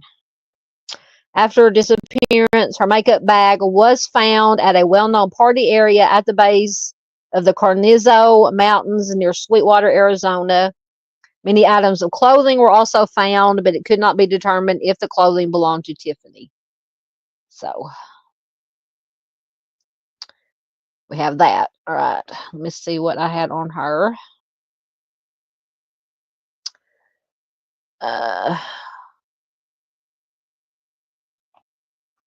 Okay. So this is from NBC News, and it is from, I might do a screen share because it does have, let me see when it's from August of 2024. Okay, let me see if I can share a screen because it does have a NMIWG age progression photo. Give me 1 second. It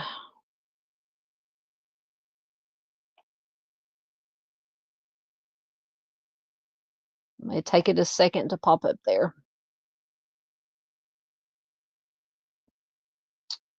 There it is. Okay, so there's the age progression on the right to 34 years old. So like I said, this is from August of 2024. It's been just over 20 years since Deandra Reid saw her younger sister, 16-year-old Tiffany Reid. It was May 17, 2004. Deandra says, I was working a graveyard shift, and so I got back about 5 in the morning, maybe almost 6. She woke me up to take her to school that day. I was just too tired, and I could not wake up. So Tiffany ended up walking to Shiprock Northwest High School in her hometown of Shiprock, New Mexico, which is a community located on the Navajo Reservation in San Juan County. Tiffany and her family were enrolled with the Navajo Nation tribe. Deandra says Tiffany would often make the 10-minute walk to or from school by herself. Deandra said, I feel like her full intention was to go to school because she had all the things that she would typically take with her on the school day. After getting some more sleep, Deandra went about her day and returned to her home in Farmington, about half an hour away. Later that evening, she got a call from their mother, Deidre. My mom called and told me Tiffany was not back yet and asked if I had heard from her. I thought maybe she just stayed after school for something.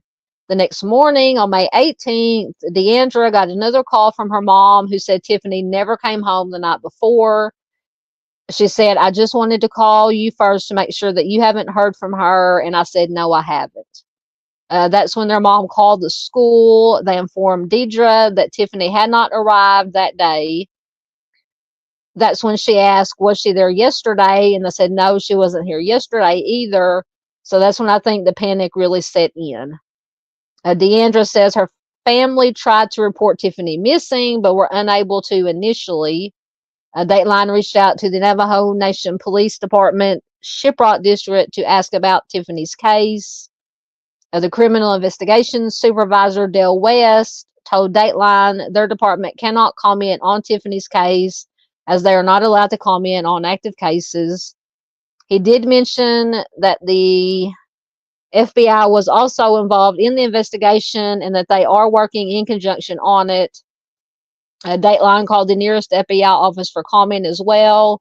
They responded by email that they were unable to confirm their involvement in Tiffany's case, but, quote, would certainly welcome tips or information about her disappearance. Deandra says her mother was able to file a missing persons report 72 hours after Tiffany disappeared. The family went out to search for her themselves, checking anywhere they could think of on the Navajo Nation reservation. Deandra said, we were definitely out looking for her. adding that they hung flyers and checked in with Tiffany's friends and the places that they would frequent. It was just weird because nobody had heard from her and nobody had seen her. Deandra says her sister was labeled a runaway, but the family does not agree with that assessment. Deandra says she was not that type. She described Tiffany as shy and quiet growing up, but as she hit her teen years, she was starting to come out of her shell a bit more. She was just barely coming into her own self, like figuring out who she was as a young lady. She wasn't fighting at school. She wasn't causing problems. Deandra did say that Tiffany had snuck out before, but she was never gone for long. About a week or two after Tiffany vanished, some of her belongings were recovered. Her purse and library card were found scattered along a road in Arizona, just across the New Mexico border.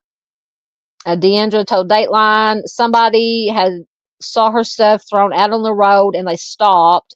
One of the things that they picked up was my sister's purse that she used to carry with her that had her name on the inside, her nickname on the inside. And her nickname is Kacy, once again, Kay-C. Deandra believes the person who found the belongings put two and two together after seeing the flyers posted around town and Tiffany's story in the local media. They called my mom to let her know, and from there, my mom called the police department. According to Deandra, some of the items found were identified as belonging to Tiffany, but others were not. Deandra said a nonprofit organization that does not exist anymore searched the area, but ultimately found nothing of note. Eventually, it wasn't just the pain of Tiffany's disappearance the family had to deal with. Deandra said, when my sister went missing, my mom was in remission. Not long after that, she developed breast cancer again. So we kind of had to shift our focus to my mom to get her healthy. Months turned into years with no movement in Tiffany's case. Then in 2018, the family learned that Tiffany was not even listed in the NCIC system. Deandra said, we have a cousin who used to work for Farmington Police Department. She was on duty one evening and she heard my sister's name all over the scanner. Deandra and Tiffany's cousin, Becky, told Dateline what she remembered from working that night. She says, I was a community service officer, so I wasn't sworn. The officers had made a traffic stop, and so I heard the dispatcher running in the names of the people in the vehicle, and so one of the names caught my ear. It was the name of her missing cousin, Tiffany Reid. She says, I'm like, why is somebody using Tiffany's name? So apparently this was after she was missing. She says the dispatcher said nothing came up when they ran the name in the system. Becky remembers wondering, wait, why isn't she coming back as missing? So Becky headed down to the scene. She says, I went to the cars and I asked the police officer who's using the name Tiffany, and they pointed to her, to a girl in the back seat. And she said, that's not Tiffany. And told the officers that Tiffany Reid was the name of her cousin who had been missing for more than a decade. So this was 10 years after Tiffany went missing. When they took the woman to jail, that's when they finally identified her, and it wasn't Tiffany, but I always questioned, why was she using her name? After that, Becky was determined to find out why Tiffany wasn't coming up as a missing person when they ran her name, and she was determined to get her name added to the NCIC database. They had a public meeting, and I went to that meeting where Navajo Nation police were there, and they were like taking concerns and stuff from the community. This is according to Becky. And so I asked specifically, why is Tiffany not coming up missing? Oh my goodness. So Becky says a senior officer responded, oh, she must be one of the people that got purged. What does that even mean? So after a certain amount of time, do they just take them out of the system? And Becky says, so I go, what do you mean got purged? And he said, well, I guess at one time, all our missing people got purged out of the database. And we thought we entered everybody back in, but Tiffany must have not been re-entered.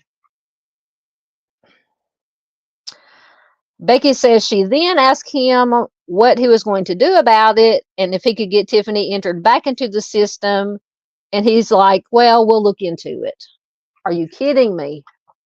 Are you kidding me? Becky says she never got a clear answer as to why Tiffany or any other missing people who have been purged from the system or would have been purged from the system. Dateline reached out to both the Navajo Nation Police Department, Shiprock District Records Section, and the Criminal Investigations Unit to ask about the missing people being purged from the system, but did not receive a response. Imagine that. Not long after, Becky became part of the New Mexico Missing and Murdered Task Force. Becky says the only way I got help was by being on the task force and pushing and talking to a lot of people. One person from the task force put her in contact with the U.S. Marshal, who was eventually able to get Tiffany relisted as a missing person. Becky says it would be nice if we could find her or, at least find her remains. At the end of the day, it's just being able to know Tiffany is home with us. Deandra Reid remembers that even as their mother was battling cancer, she would call the police to check in on Tiffany's case as much as she could. I think she kind of knew that she was getting close, so she handed me all my sister's papers and what very little documents she had. Deidre was officially passing the baton to Deandra to keep looking for Tiffany. She told me to keep searching for my sister and not give up.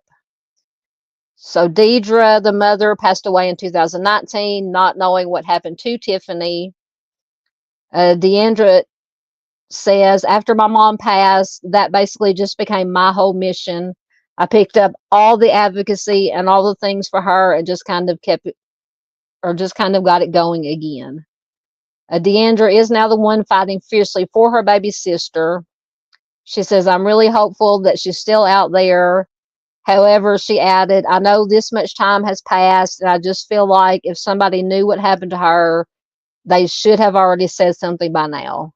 And that is they should have said something. Doesn't mean, that if something nefarious did happen, that, should say something and saying something are obviously two totally different things.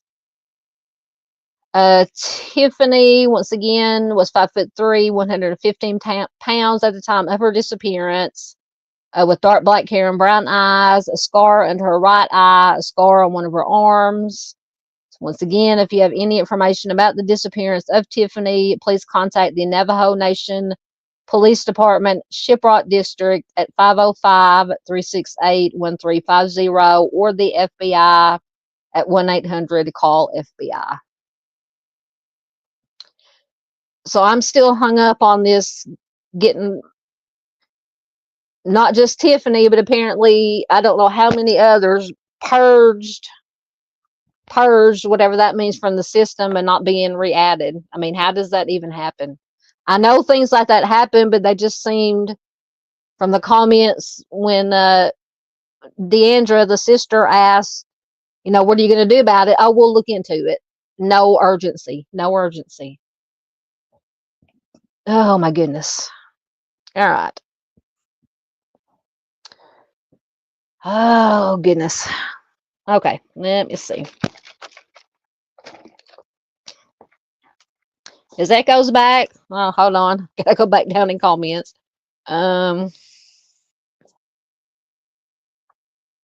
I miss something? Okay, so so Arctic said there's a lot of MMIP missing from Shiprock. Yeah, I know I've looked at least one, maybe more cases that Shiprock, because that just sounds so familiar. Oh.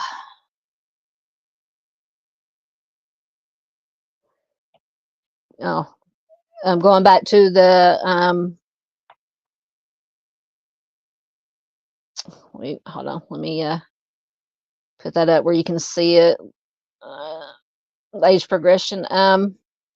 Arctic, going back to the case he's working on, says they made Hansel's mom wait till the next day to report him missing, and by that time he was already in Mexico. Ugh. And how old was he? 9? Oh my gosh. Arctic, yes, says, I'm glad I'm not up there because I'm fuming right now. Absolutely. Yep, Red Flag City.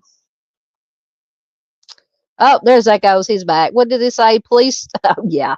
Please start over so I can catch up with everything I missed on the drive home. Watch replay. You can be replay crew. Oh, goodness. Look, I've had a hard enough time tonight as it is. Oh, goodness. Replay crew, replay crew. Hit the like button. Everybody hit the like button. Everybody share. Yep. Watch out. Miss Barb will put you in timeout. Oh, goodness. Okay, guys. I think we have one more. And we will be done for tonight. Oh, goodness. Okay. Oh, let me put my slideshow back up. Hold on. 1 second. 1 second. All right. So that was Tiffany. No, maybe we have 2 more. I don't think I had any additional information on Kayla. Let me make sure. No. Okay. So we have, make it bigger. Oh, that might be too big. We have Nikayla. I like that name. Nikayla Grant. She's been missing since November of 2021 from Seattle, Washington. She's 29 years old when she went missing. Indigenous female, brown eyes, brown hair, 5'6" tall, 140 pounds. She wears glasses and just says she has unspecified tattoos on her stomach. Unfortunately, that's about it. So if you have any information regarding the Kayla's disappearance, possible whereabouts, contact the Washington State Patrol at 1-800-543-5678, or once again, call your local police non-emergency number, or 911 if you happen to see her, because that would be urgent, in my opinion. So like I said, I believe that unfortunately is, yeah, your buddy's back, Miss Doodle. You're welcome, Mustang. Yeah, we got one more. I think we got one more. All right. So we have Peter Michael Martin. Once again. Oh my goodness. Peter has been missing since March 8th of 2024 from Echoes or Lisa Jo help me. Monomen, Minnesota. Monomen. Am I close either way? Mahnomen, Minnesota. So Peter's 31 years old when he went missing. He's a Native American male, dark brown eyes and brown hair, 5'10", 185 pounds when he went missing. Just says he has a number of tattoos on both arms, shoulders, and his chest. And he has scars on his forehead and his chest. There is a $5,000 reward. So if you have any information about Peter's disappearance, possible whereabouts, contact the Fond du Lac Police Department at 218-978-8040 or the St. Louis County Sheriff at 218-726-2340. And I think I have a couple of short articles.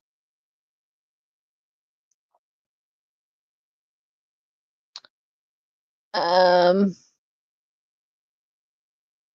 you. Once again, there is the link to the Stolen Spirits MMIWG YouTube channel. A big thank you once again. I rated their Facebook page for these flyers. So please check out the YouTube channel. Check out if you do Facebook, check out the Facebook group. Excellent stuff.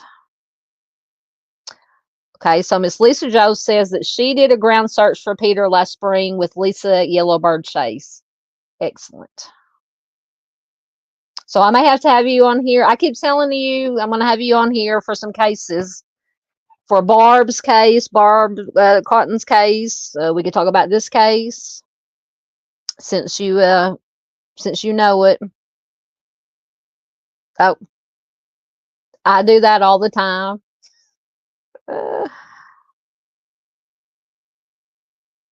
Okay, or Lisa Joe says our contact. I don't know how to pronounce that. Sonish Scouts. I don't know if I pronounced that right. I apologize if I didn't. All right, I think I do have a couple of short articles on Peter. Or maybe Charlie Project information. I don't know if it has anything.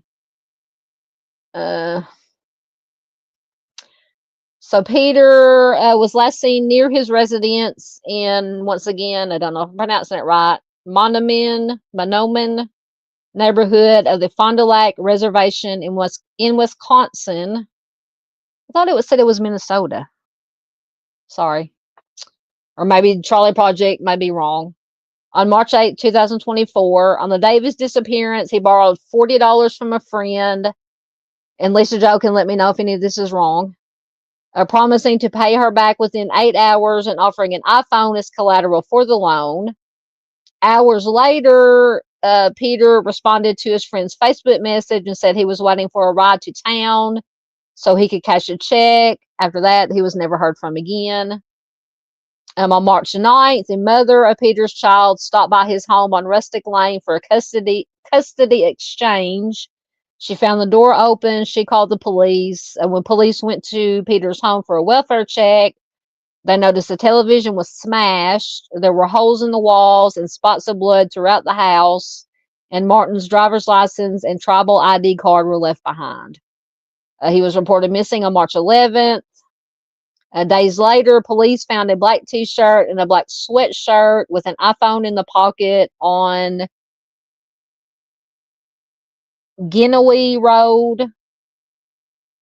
It's Giiniwi. In the woods nearby, hanging from a tree, was a black jacket with a white Samsung Galaxy 6 phone in the pocket. Both belonged to Peter. So why did he borrow? Oh, no, he offered his phone as collateral. Okay. Peter's loved ones stated despite his substance problems, he was not the sort of person to leave home without telling anyone. His case remains unsolved and his disappearance is considered suspicious. All right, so I think I did have an article. See what this is. So this is from April of 2024. Search continues for Peter Martin, missing from Fond du Lac Reservation since March 8th. Peter Michael Martin borrowed $40 from a friend, promising to pay her back within the next 8 hours and offering an Apple iPhone as collateral, an exchange that is among the final reported sightings of the man who's officially reported missing March 11th. Martin, 31, responded to a Facebook message from the friend asking about his status. Hours later, he reportedly told her he was waiting for a ride to town to cash a check. She responded immediately, according to details in a search warrant filed in St. Louis County, but he never wrote back. Martin was last seen March 8th at his home in the Monoman neighborhood of the Fond du Lac Reservation. He's Native American, 5 foot 10 inches tall, 185 pounds, has dark brown eyes. Once again, the scar on his forehead, tattoos on his arms and chest. According to the Fond du Lac Band of Lake Superior, Chippewa, there were daily searches, weather permitting, in the weeks after he was reported missing.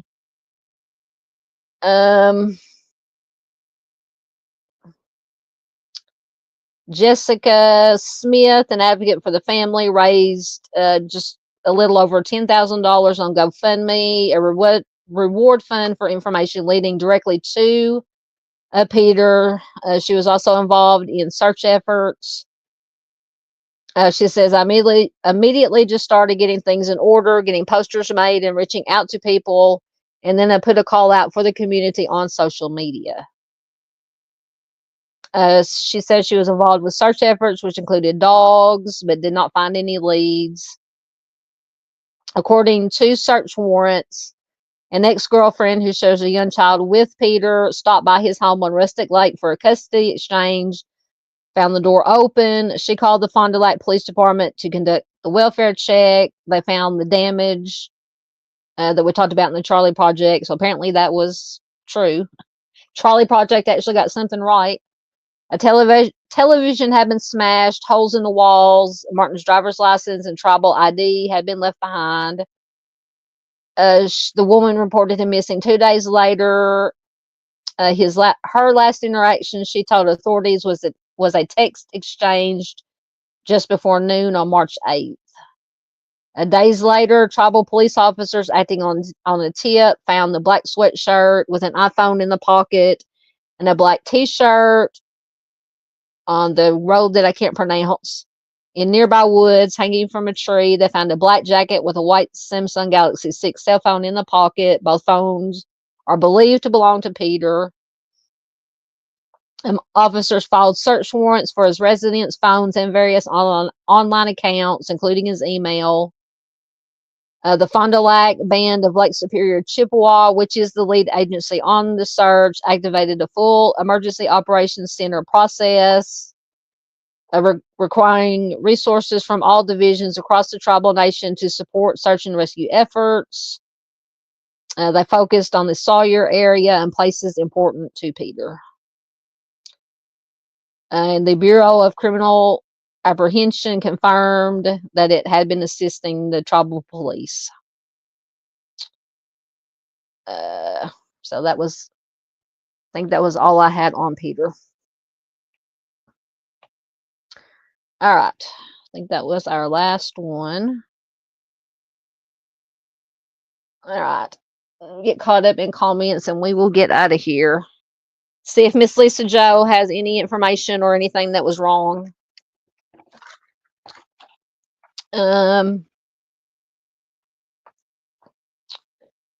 Okay, so there's where I left off.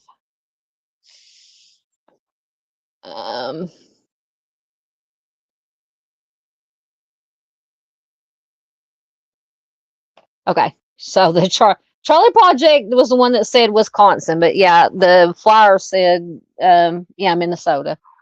And I trust the flyer because it came from the Stolen Spirits group.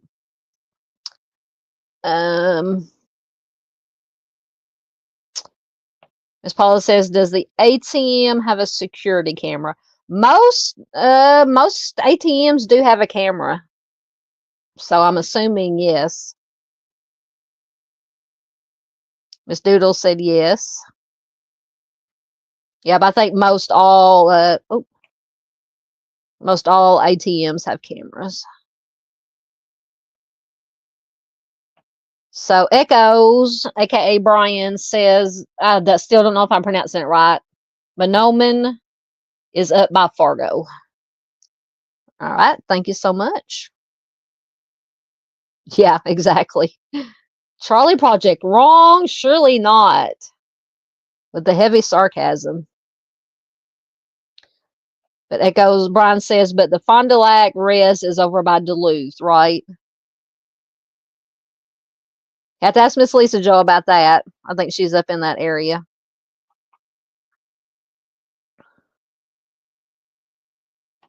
She says Lissa's human remains detection dog. So that's the ones that they used.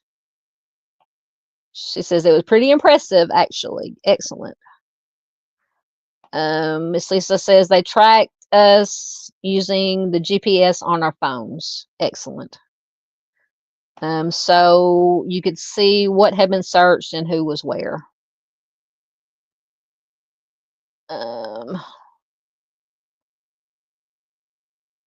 So Miss Lisa Joe said there is a Fond du Lac in Wisconsin. And Miss Lisa Joe says the Monument is a neighborhood on the res near Duluth.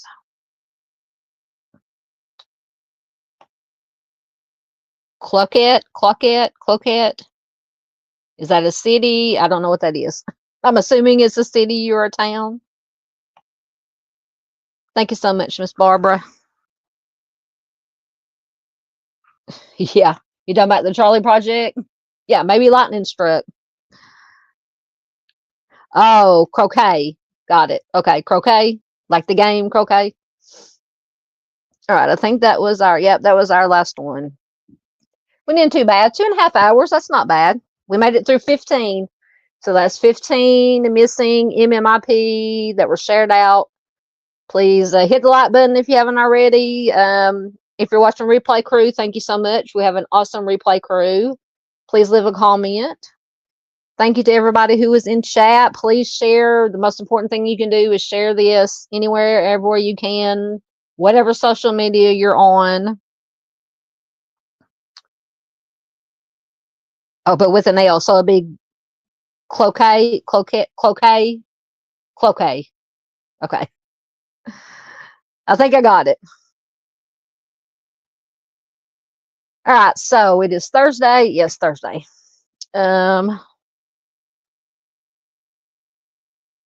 So Brian learned something new. There's a monument, I still don't know if I'm pronouncing that right, on the red near Fargo as well. Or did you mean res? So Arctic's putting out a call. He says, I need dogs to come search a property in Tulsa.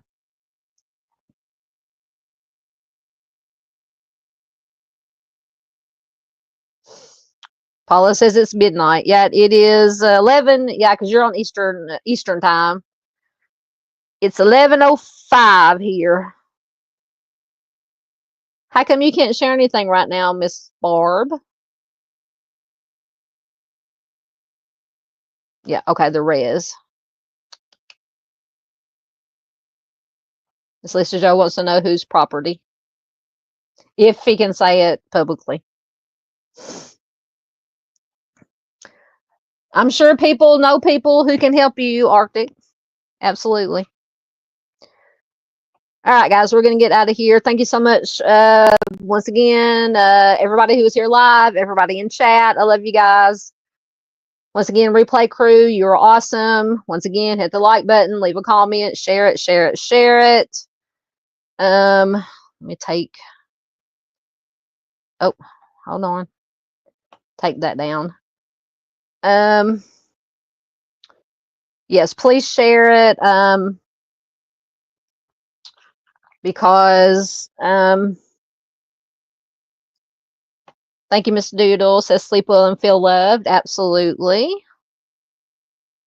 Lisa Jo says she knows someone that will search. Doodle says have a wonderful night. Absolutely. Who's mad at you? Can you not share anything on Facebook? What are you talking about, Miss Barb? Message me on Messenger. I want to know what's going on.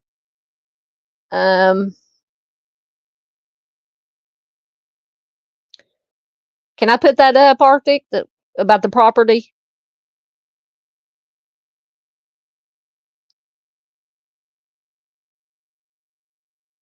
Okay, yeah, you can send Lisa the details. All right. Uh-oh, Miss Barb is in Facebook jail? Oh, goodness. Miss Barb, whatever you need shared, I'll share it for you on Facebook. Thank you, Miss Barb.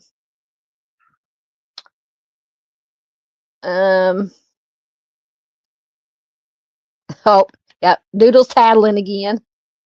Hey, I've been put not on my Southern Gal account, but on my personal profile. When I was doing my jewelry, I would just put up, and it wasn't a copyright because it wasn't any, branding. I would put up pictures and descriptions and stuff for my jewelry I was trying to sell, and they would put me in Facebook jail for that. Make that make sense. But anyway, hold on. Arctic says, talking to Lisa, be in my live Saturday. Lisa Joe, her mom will be on panel. Yes. Miss Barb is seducing men on motorcycles and serving time in Facebook jail. Just telling you. Thank you. Oh, goodness gracious. Thank you, Arctic. Thank you, my friend. Yes, that is why we love Miss Barb so much. Absolutely. All right, guys, I'm going to shut up now. I will be back live Monday night for our missing person Monday. So to kind of give us a little, cleanse our minds a little bit, give us a little bit of on a good note, I'm going to do my new outro with my fur baby, Star Tigger, and Little Biscuit, who's growing up.